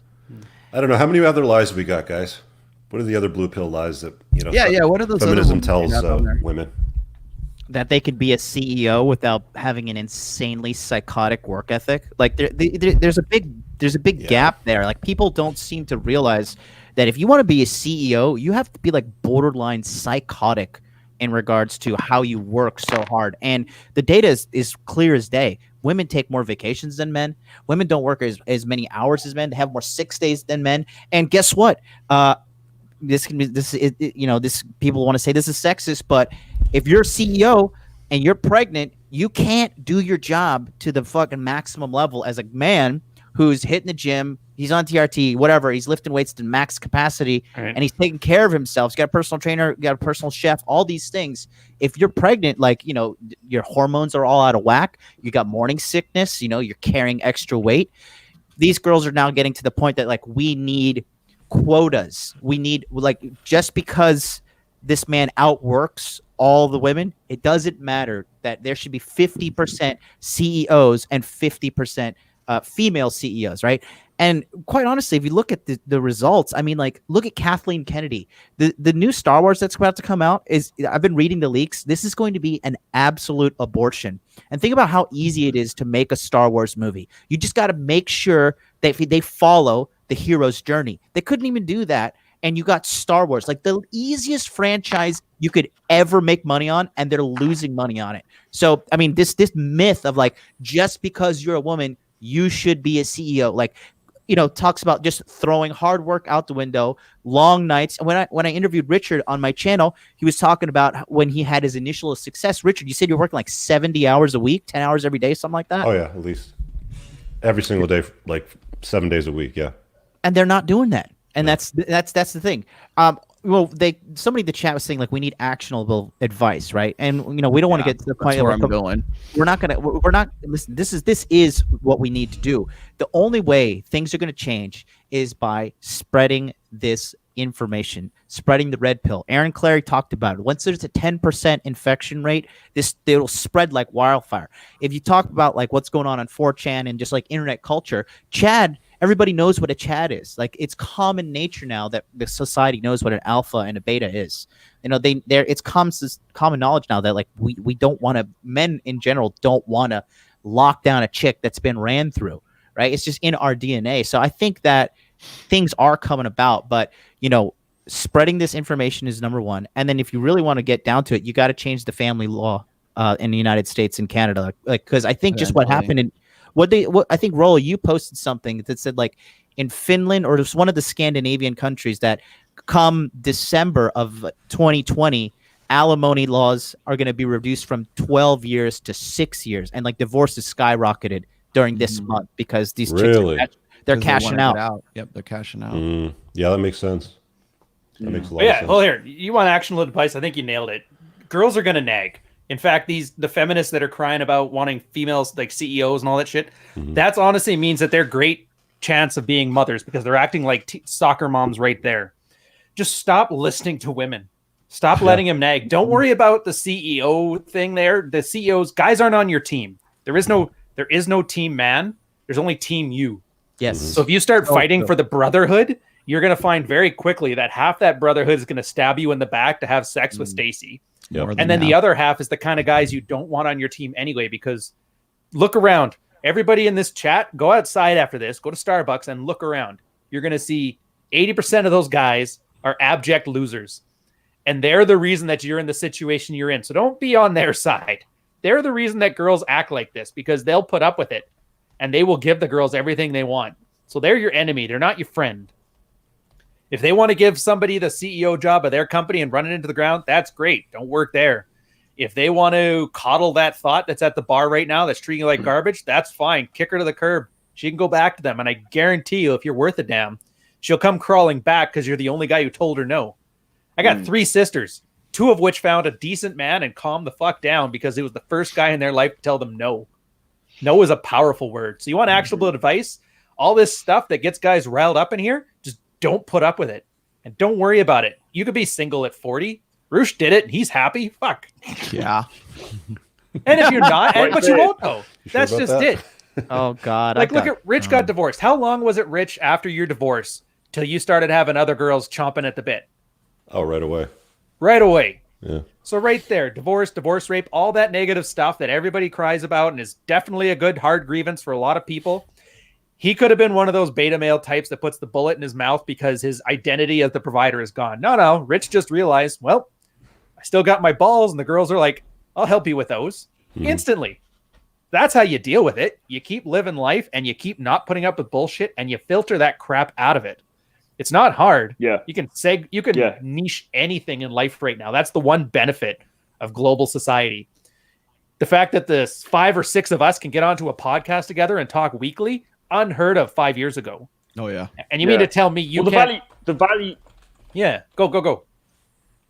The value is the ability to share information, and obviously, like we're sharing in this podcast now. So, in terms of actionable advice, it's about taking in this information, understanding it, but then not going into some sort of death cycle, not going like, "Oh my God, the West is dying. What am I going to do?" Blah blah blah. Because there's no value in that.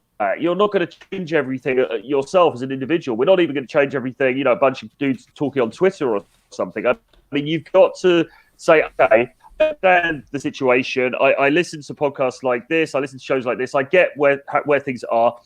Okay, so how am I going to use that information to have an amazing life for myself? And that depends on what you want. So if you want to, you might think, well, listen, this is, actually, I don't under these circumstances, I don't particularly want to settle down, particularly want to have a traditional sort of life of the kind that people had in the 1950s. Sod all of that. I'm going to go and enjoy myself. I'm going to go have fun. I'm going to go and meet different women, have different lovers, and all that kind of stuff. And okay, fine. So just work out how to do that. The information is all out there. This is the fantastic thing now. You need to be aware of the realities of society and how women are behaving, how other men are behaving. But once you've got that information, seek out then the solution. Seek out then the ways to move forward in a direction that's going to make you happy. And it's all out there. It's all eminently doable these days. Okay, Rich. Here we're going to lose you here. Give everybody a shout out. Where's the best part to reach you, and what's the new stuff you got going? Yeah, I got to run, guys, in a couple of minutes. I got to do some shopping and stuff and have some appointments. So channel, Entrepreneurs in Cars, obviously on YouTube. Still doing the weekly live shows, Playing to Win, Before the Train Wreck. Got some new stuff coming out before the end of the year. And I think on January 6th, Sean and I have Dr. Glover lined up again. He was a pretty hot guy, requested again. And what am I working on? I'm just trying to get the damn book done. There's a free chapter. I'll post it in the chat again, so you can grab it there. Check your spam folder if it doesn't show up immediately. And I'm out, guys. Thanks for having me. Great chat. Great information for everybody. We'll see y'all later, okay? See you, Christmas, Rich. Yeah, man. Merry Christmas. All right, so here, there's got a super chat. Let's do this while we're doing the segue here. Oh, this is gonna be great. Yeah, Ricardo Reveas. I already know the answer, but I want to hear you guys. Girl I know in a relationship with the man-child for 6 years, and he's beaten her in the past. He wants to know what she can do to influence him to change. I don't know what to tell her. First off, you're orbiting her, aren't you? Yeah. Second about of all, you. mate, yeah. Second of all, dude, listen. If she wanted to get out, she'd get out. She's addicted to the trauma here, dude. I'll tell you a story. One time I was downtown Orlando, right? And I was absolutely smashed. I was like 25 years old.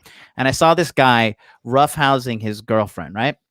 And I was drunk. I struck out at the bar and I was a little frustrated. I was like, hey, man, stop doing that. And the guy walked up to me and he pushed me, right? So I came back. I punched him in the face. We got in a scuffle. I got him in full mount, hit him, bloodied his face, right?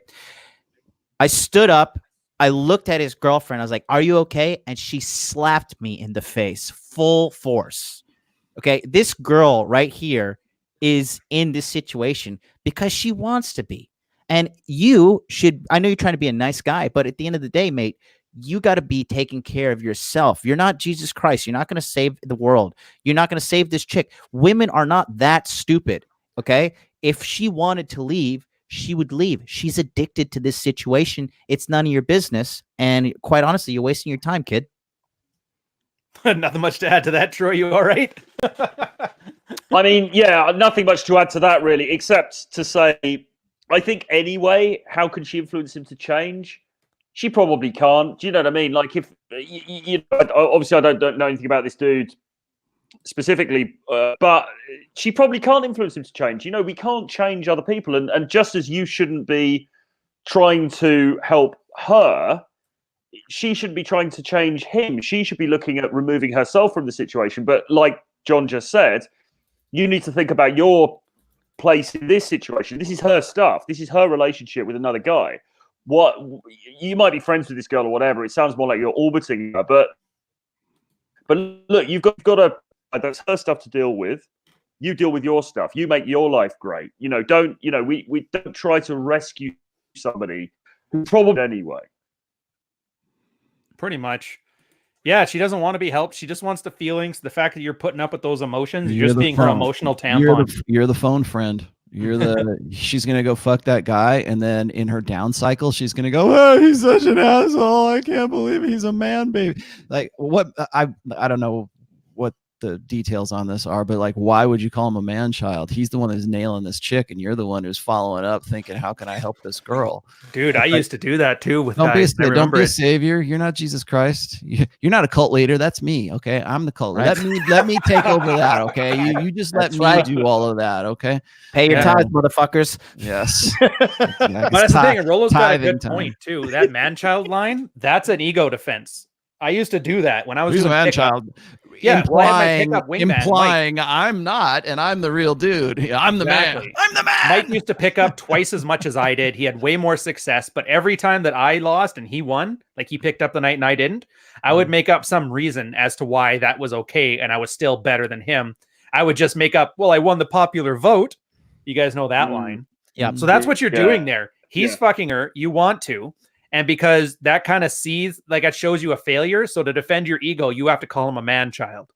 Don't do that. And maybe look at him and realize he's doing something properly. And we say this out of love. Exactly don't go like write a hate blog about us. We're saying this out of love, and we're you got to take your medicine. Go ahead, Troy. My bad, dude. I was just going to say, it's a bit like the dudes on Twitter who will call players, they'll say they're emotionally stunted. You haven't grown up. It's Peter Pan, all that kind of thing.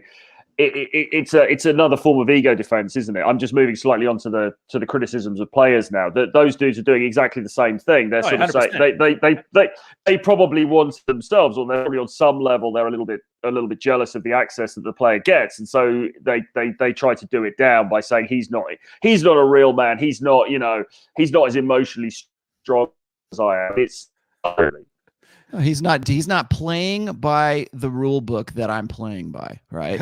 Calvin Ball. yeah, exactly. He's not playing by my rule book, and he's not playing by the old set of books. I've written about this a dozen times, man.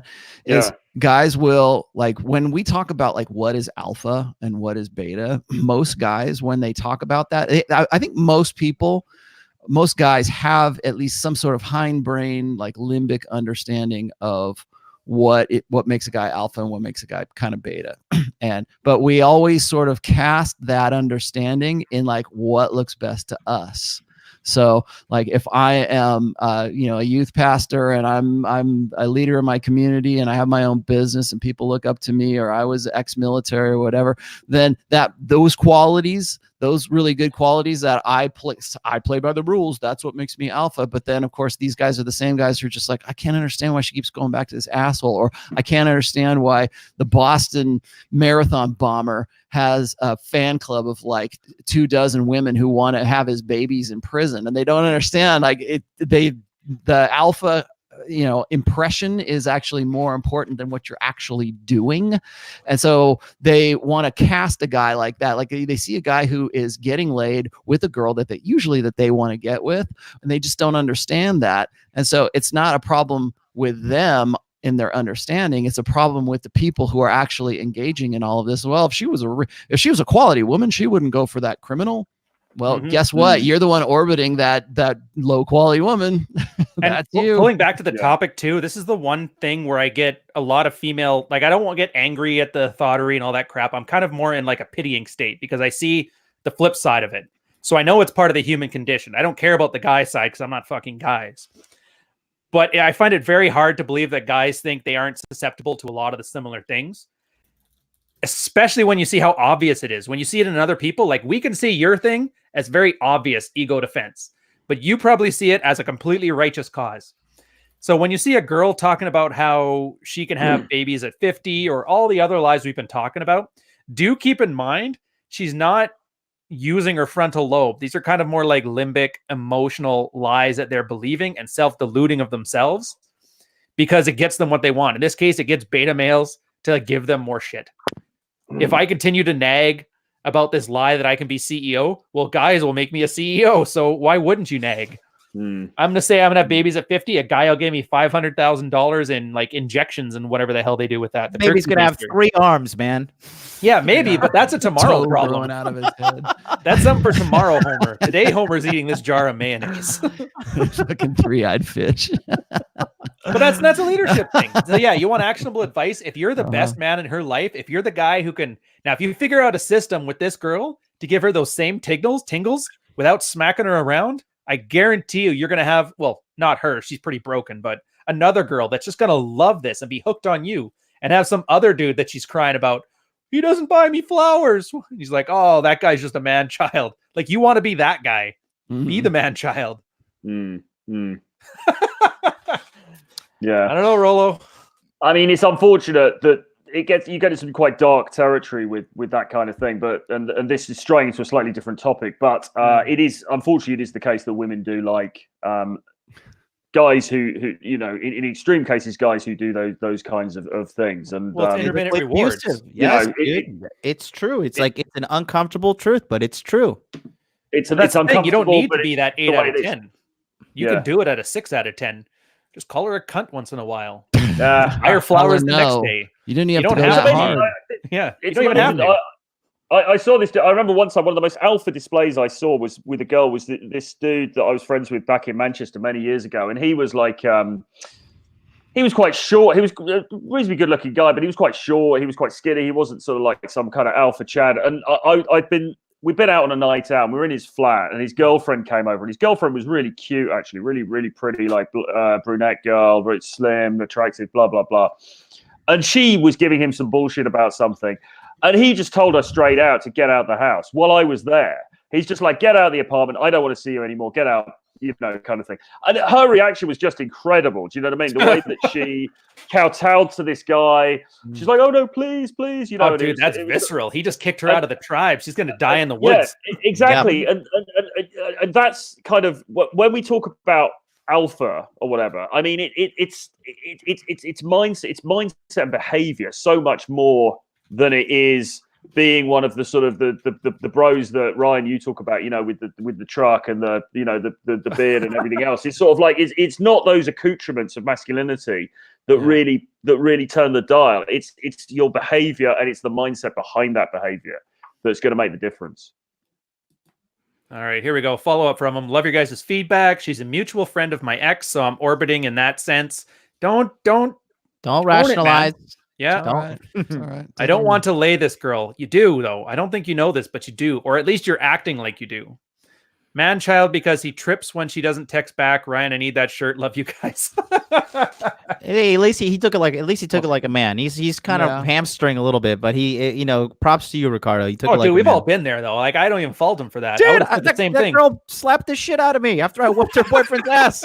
She slapped me hard too, and it was just that was one of the moments I was like, whoa, like, I did what society told me to do. Like, how can she slap her?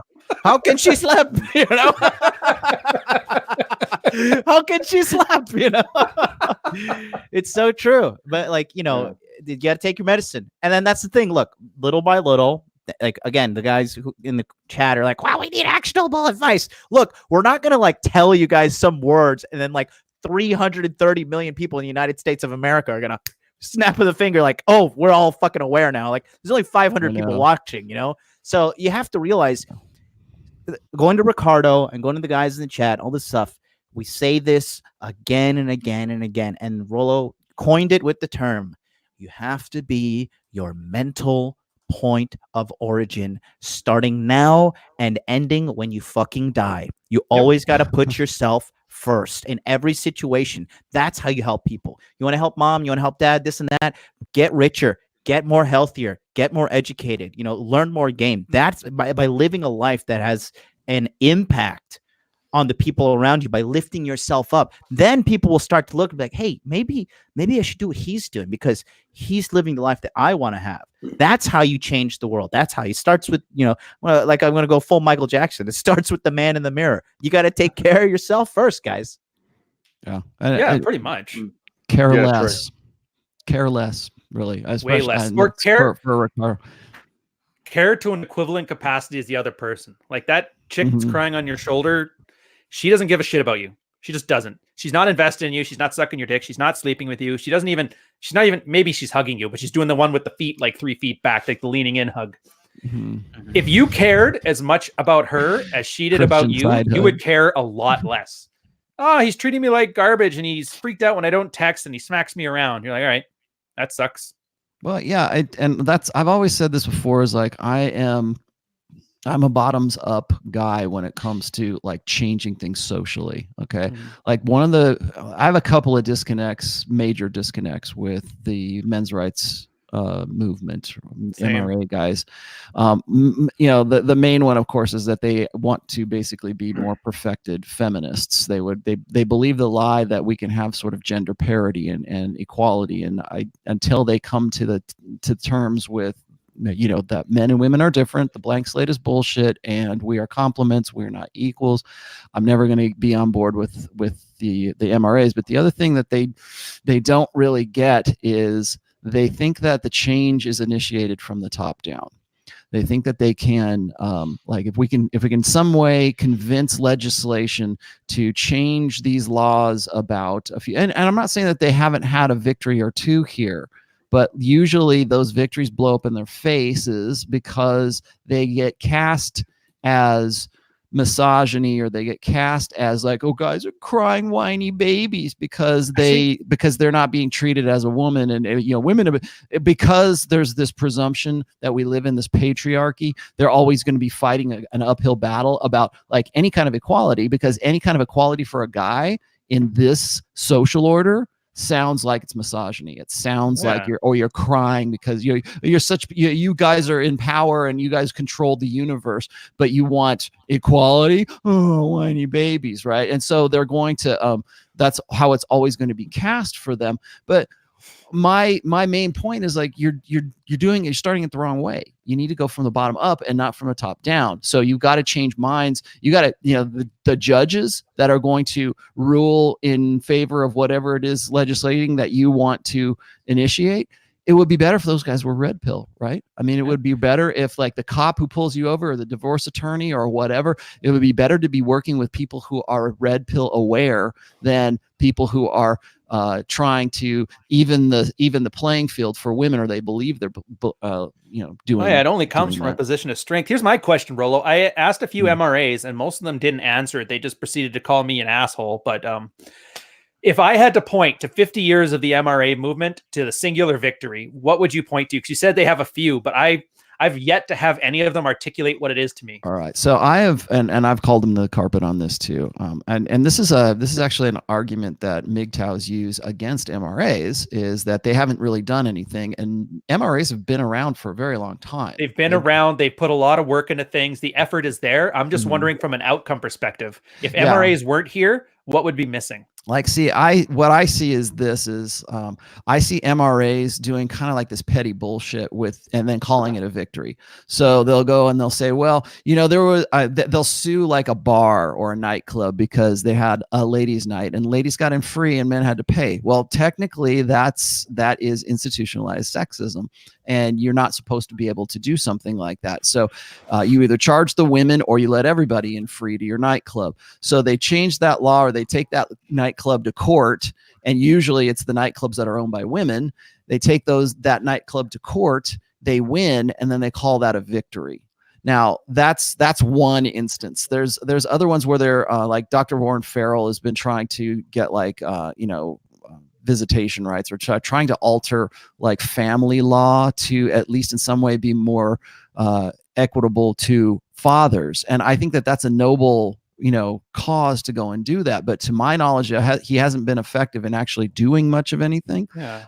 Dean Esme used to, back in the day, I don't know whatever happened to Dean, but like he used to raise awareness about how there are these like battered women's shelters, and for women who are the victims of abuse, there's all kinds of resources that is state funded for women to go and get into a shelter. Was he that guy from Calgary? Yeah, I think he was. Oh, yeah, he got close. Didn't he? I thought he died. Oh, did he? I remember it. Yeah, I remember it didn't pass. It didn't get any funding. And if I remember correctly, he committed suicide. I'm going to look it up because I might just try. Yeah, I would love to know about that because I didn't know that he died. But he used to try to raise awareness to the fact that men need those resources as well, and was trying to push for, I guess, governmental change of some sorts to fund like men's shelters or men's like resources when they're in an abusive relationship. Because and to his credit, at least he was raising awareness about the fact that, you know what, men are also abused in relationships. Maybe not just like the Women's March is raising awareness. Yeah, noble cause. That's my problem too. I get it. What happened? Like, nothing. I want them to fail. I want them to win, but I'm just like, I'm not seeing it. Well, and it's not going to happen. What was his last name again? Dean Esme, Esmay. That's so like when I lock horns with a guy like Paul Elam, it's really easy to do.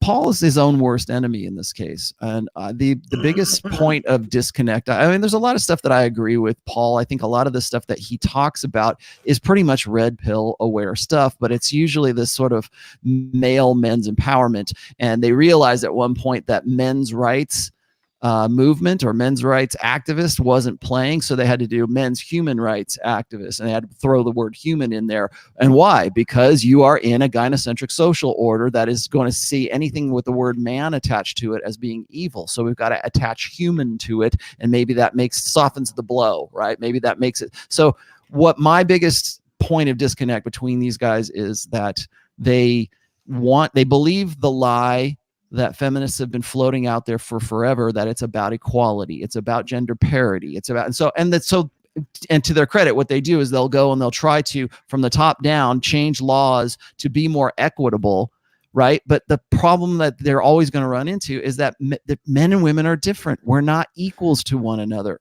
And until you there's the other that blue pill lie to girls, the ones that are in the men's right movement, thinking that it is about equality. There's another lie for chicks. Now, here's the thing about the MRAs is, other than Paul Elam and maybe Dean Esme, can you name any other male in the MRAs that is as influential as like Girl Writes What, Christina Hoff Sommers, Cassie J? All of these females are pretty much the faces of the MRAs of the men's rights movement. So how effective are they if they have to appeal to feminists to get their story across? And and again, what they're trying to do is they're trying to be more perfected feminists. The feminists said they wanted equality. Clearly they don't. They're only out for their own interests. So we as men's human rights activists, we've got to balance the sexes, and it's simply not going to happen because there is no balance between them. There's no equality between men and women because we didn't evolve to be equals. We're not functional equivalents of each other, and that's another reason I have a problem with a guy like Paul Elam. Is like he believes in blank slate equalism. There's the lie you tell the women that Paul Elam matters. I guess we'll quickly segue back. John, was it John or Troy when you guys said you could knock this one out of the park? Yeah, John was going to answer it. I can do this one. Okay, so Brolof says, when determining your own SMV, which is sexual market value, are dating apps a decent gauge? No. Okay, here's why. I've been telling this to my guys, and actually on my show, Free Consultation Friday, yesterday, if you go to the 2-hour and 17-minute mark, we start reading messages that girls have received on dating apps. You have to realize that a girl can be a rock solid 5, and she's going to have at least 50 plus matches waiting in her queue in Bumble, in Tinder, on Black People Meet, Christian Hookup, whatever, like any dating website. There are just an endless amount of guys swarming these chicks. So they are so overwhelmed that you can't. A lot of guys, they use dating apps and they're good looking guys too. Handsome guys, got their shit together. They use these dating apps and they are getting very, very little responses and stuff, right? The reason is because these girls are just slammed with non-stop male attention. I'm going to read one of these things that was sent to so one of my students from Body Language Mastery is in the Philippines. And he got the girl to send him all these messages. And this guy, he opens by saying to her in the text, he says, I am different. I have a different view. I still love and I want a serious relationship, but I like my girl to cheat on me sometimes. I am submissive and I don't cheat. And my girl is allowed to. I'm not gay. I'm not bad. I'm just different. Boys always cheat. My view is it's the girl's turn. That's his opener? Yes, dude. It was on my show. I have screenshots. I read like 20 messages from guys all around the world on the air. And this, you have to understand, like with girls and all you guys that have plates, all you guys that are banging some hoes, whatever, say, hey, listen, can I see your Tinder? Can I see your Bumble? Start swiping. Watch how many matches they get. And then watch how these guys attempt to game these girls. And that's why a lot of these chicks are so jaded and they view that like most men aren't shit. Same thing with their social media profiles. Same thing with their Facebook, Instagram, Twitter, Pinterest, whatever. There's pathetic dudes sliding in the DMs 24 hours, 365. So it's not a very good way to gauge your own sexual marketplace value. A good way is in real life, reading their body language, seeing, is she really interested in me? Is she giving me positive indicators? Is she comfortable around me? Is she laughing? Is she liking is she giving me her phone number? Is she going on dates with me? You can't just, you can't just solely depend on a dating application to give you something, because these dating applications also shadow ban and manipulate the algorithm for men to pay so they can get access to more chicks. So there's a slew of reasons that's a very bad idea. Can I just make one point as well? All right, and then comment on this, because you're from the UK, so this is a Muslim here talking about his problems. Yeah. Okay, I just want to make a comment on just to follow up on what John was saying. I'm on board with everything John said. Another point I would make though is if you're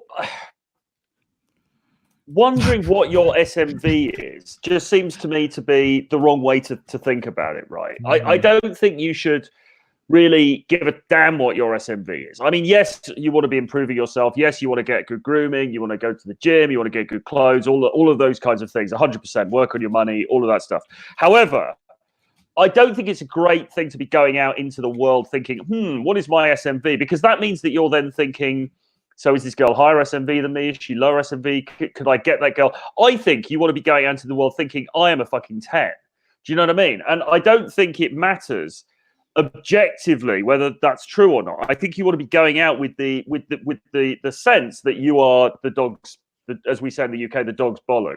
You know, you are fantastic. I don't think you want to be going into interactions worrying unduly about what your SMV is. Now, that said, I reiterate, yes, self-improve. Yes, get everything as good as it possibly can be. But when you go out there, when you're interacting with women, even when you're on dating apps or whatever, you should be thinking, I'm the fucking man. You know, you should be wearing a bloody Gucci dressing gown like John is and shades and thinking, I am the absolute, you know, I am the best that she is, the best that she is going to get. Now, objectively, whether that's true or not is another thing, but put that to one side and don't worry too much about numerically what your SMV is, because your SMV is going to be different for different girls anyway.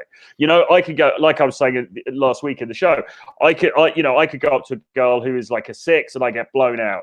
Then I go up to a girl who I would regard as being a 9 and she thinks I'm fantastic, you know. So has my SMV changed? No, it hasn't. It's exactly the same. So it's a thing that's always fluctuating anyway. So just don't worry about it too much. You know what I mean? Improve what you can, then go out there and just act like you're the king. All right. In terms of this dude, I don't know.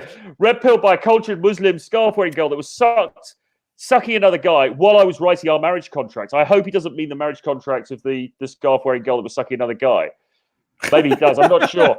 I think he's just saying, I mean, you know, religion and stuff like that. I mean, don't get taken in too much by that stuff. I mean, some of those girls are the horniest girls on the planet because it's been repressed. Do you know what I mean? Oh yeah. So yes, he's absolutely right to call attention to that. I remember once going on a date with a girl from Bahrain. Who's very pretty actually. Bahrainian girl's very pretty girl.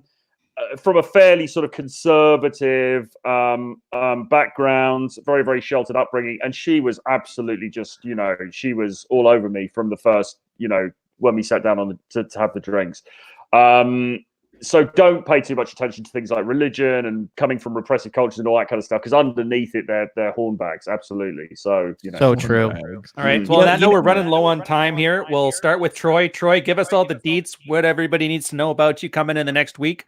And then we'll do Rollo, and then John's got a great announcement to end us off. All right. Yeah, absolutely. Yeah, man. I mean, I am concentrating on YouTube at the moment, so I'm putting all of my best content on YouTube. So I've got a podcast coming out Monday. There'll be another video on Tuesday. Then I'll be doing some live streams later in the week. So do get on my YouTube channel. Do hit subscribe, because that's where I'm rolling out all of my content at the moment. Follow me on Twitter at Renegade Playboy. The other thing to say is that if you want to get hold of my books, I've got a collection of 10 books about dating, game, the sexual marketplace, sex, how to be that kind of edgy guy that she fantasizes about, all of that great stuff. The link is on my Twitter, and it's on my YouTube channel. It's called Renegade Dating Blueprint. You can get all of those books for $39. So get on board with that, because I will be removing those books at some point. So get on board with that while you still can. Wow. Cool. Hey, okay. So I'm getting a lot of feedback. Sorry, I got an echo here for a second.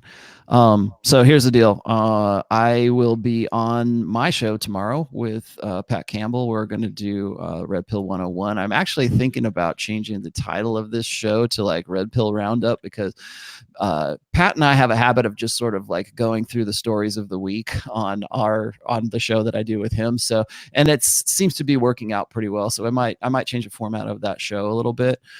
My own show, of course, is on Wednesdays. That is on at 3 p.m. Pacific, 6 p.m. Eastern. I'm trying to get this woman. Her name is Deepika something. I can't pronounce it. An Indian name. She is she's kind of like, I don't want to say she's a men's rights activist, but she is sort of very active in India. With respect to like the intersexual dynamics and the political situation that's going on in India right now. And I wanted to get her on so that I could talk to her about, religion in the red pill, of course, but I got to cover all my bases, man. So I want to talk to her. If that works out, that will be Wednesday. If not, I might just do a straight up Q&A. And then still working on book 4. I expect to publish it sometime, I would say March of this year. It's looking like March, like maybe the middle of March. I was aiming for Q1 of 2020, and so it's looking probably like right around there, if all goes well. So that's the update on Religion and the Red Pill. Also, guys, set your calendars. It'll be on my channel, but on the 28th of this month, we are going to be doing the final show of the decade for Rule Zero. I kind of wanted to see if we could get some special guests lined up to give us their year in review, plus the like our predictions for the coming year as well as the coming decade, with respect to intersexual dynamics and Red Pill, what we talk about here pretty much. I'm trying to get guys like Pat Campbell to come on. I have a few other guys that have sort of tentatively confirmed. And so we're going to be doing a year-end review show on the 28th. That'll be on my channel. Kind of like what we did on that other show we used to be a part of. So I also want to go back over the some of the predictions that we made on that show and just show you that all of them came true. So set your calendars for that. It'll be on my channel on December 28th. That will be the year in review show. I think we'll probably do it about the same time that we usually do this show at 11:30 a.m. Eastern. All right, John, Mr. Dude Party, what do you got?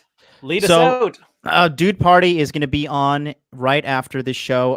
It's going to be 2 p.m. Eastern Standard Time. So in approximately 24 minutes. So if you're watching right now and you actually want to come on the stream and talk to me and the other cast members, I know I'll be joined by Rob from Masculine Geek, and some of the guys out in Miami from my body language group are going to be broadcasting in live from a pool party. So come on over. The link is in the chat. Also, right above my head, December 26th, Body Language Mastery. If you want to get 3 weeks of 4 hours every single day, daily consultations with me and literally over 100 other men. Rolo's going to be there. Ryan's going to be there. Troy's going to be there. Rich is going to be there. The whole 9 yards. I'm refilming the entire Body Language Mastery course. There's going to be a section including men's body language, positive body language for men, and also negative body language, so you can understand how to read body language and also how to give off more confident body language. This will help you across the board. Enrollment is only 5 days, only allowed for 5 days. So after that, this program's closed. I did it all year. If you procrastinated into now, this is your literal last opportunity. This is like, I'm not joking. It's over after this. Thanks for subscribing, One Man's Way. And the link is modernlifedating.com/body language. And yeah, get in. I mean, telling you, it's going to be phenomenal. Let the guys in the chat tell you how awesome it's been for them. And yeah, Dude Party is going to be on right after this. So come on over and join. You need bumper music for that. You need like some schmaltzy, like Dude Party. I need you to make it for me. Yeah, I know. You need some Get like that Ibanez out with the 80s chorus shit. pedal. Yeah, don't tempt me. I probably will do it. Do it. Yeah. All right, so I'm gonna end the cast. Get ready for Dude Party. Getting over there. I'll catch you guys in the next one. Thanks for sticking around. Catch you later. Peace.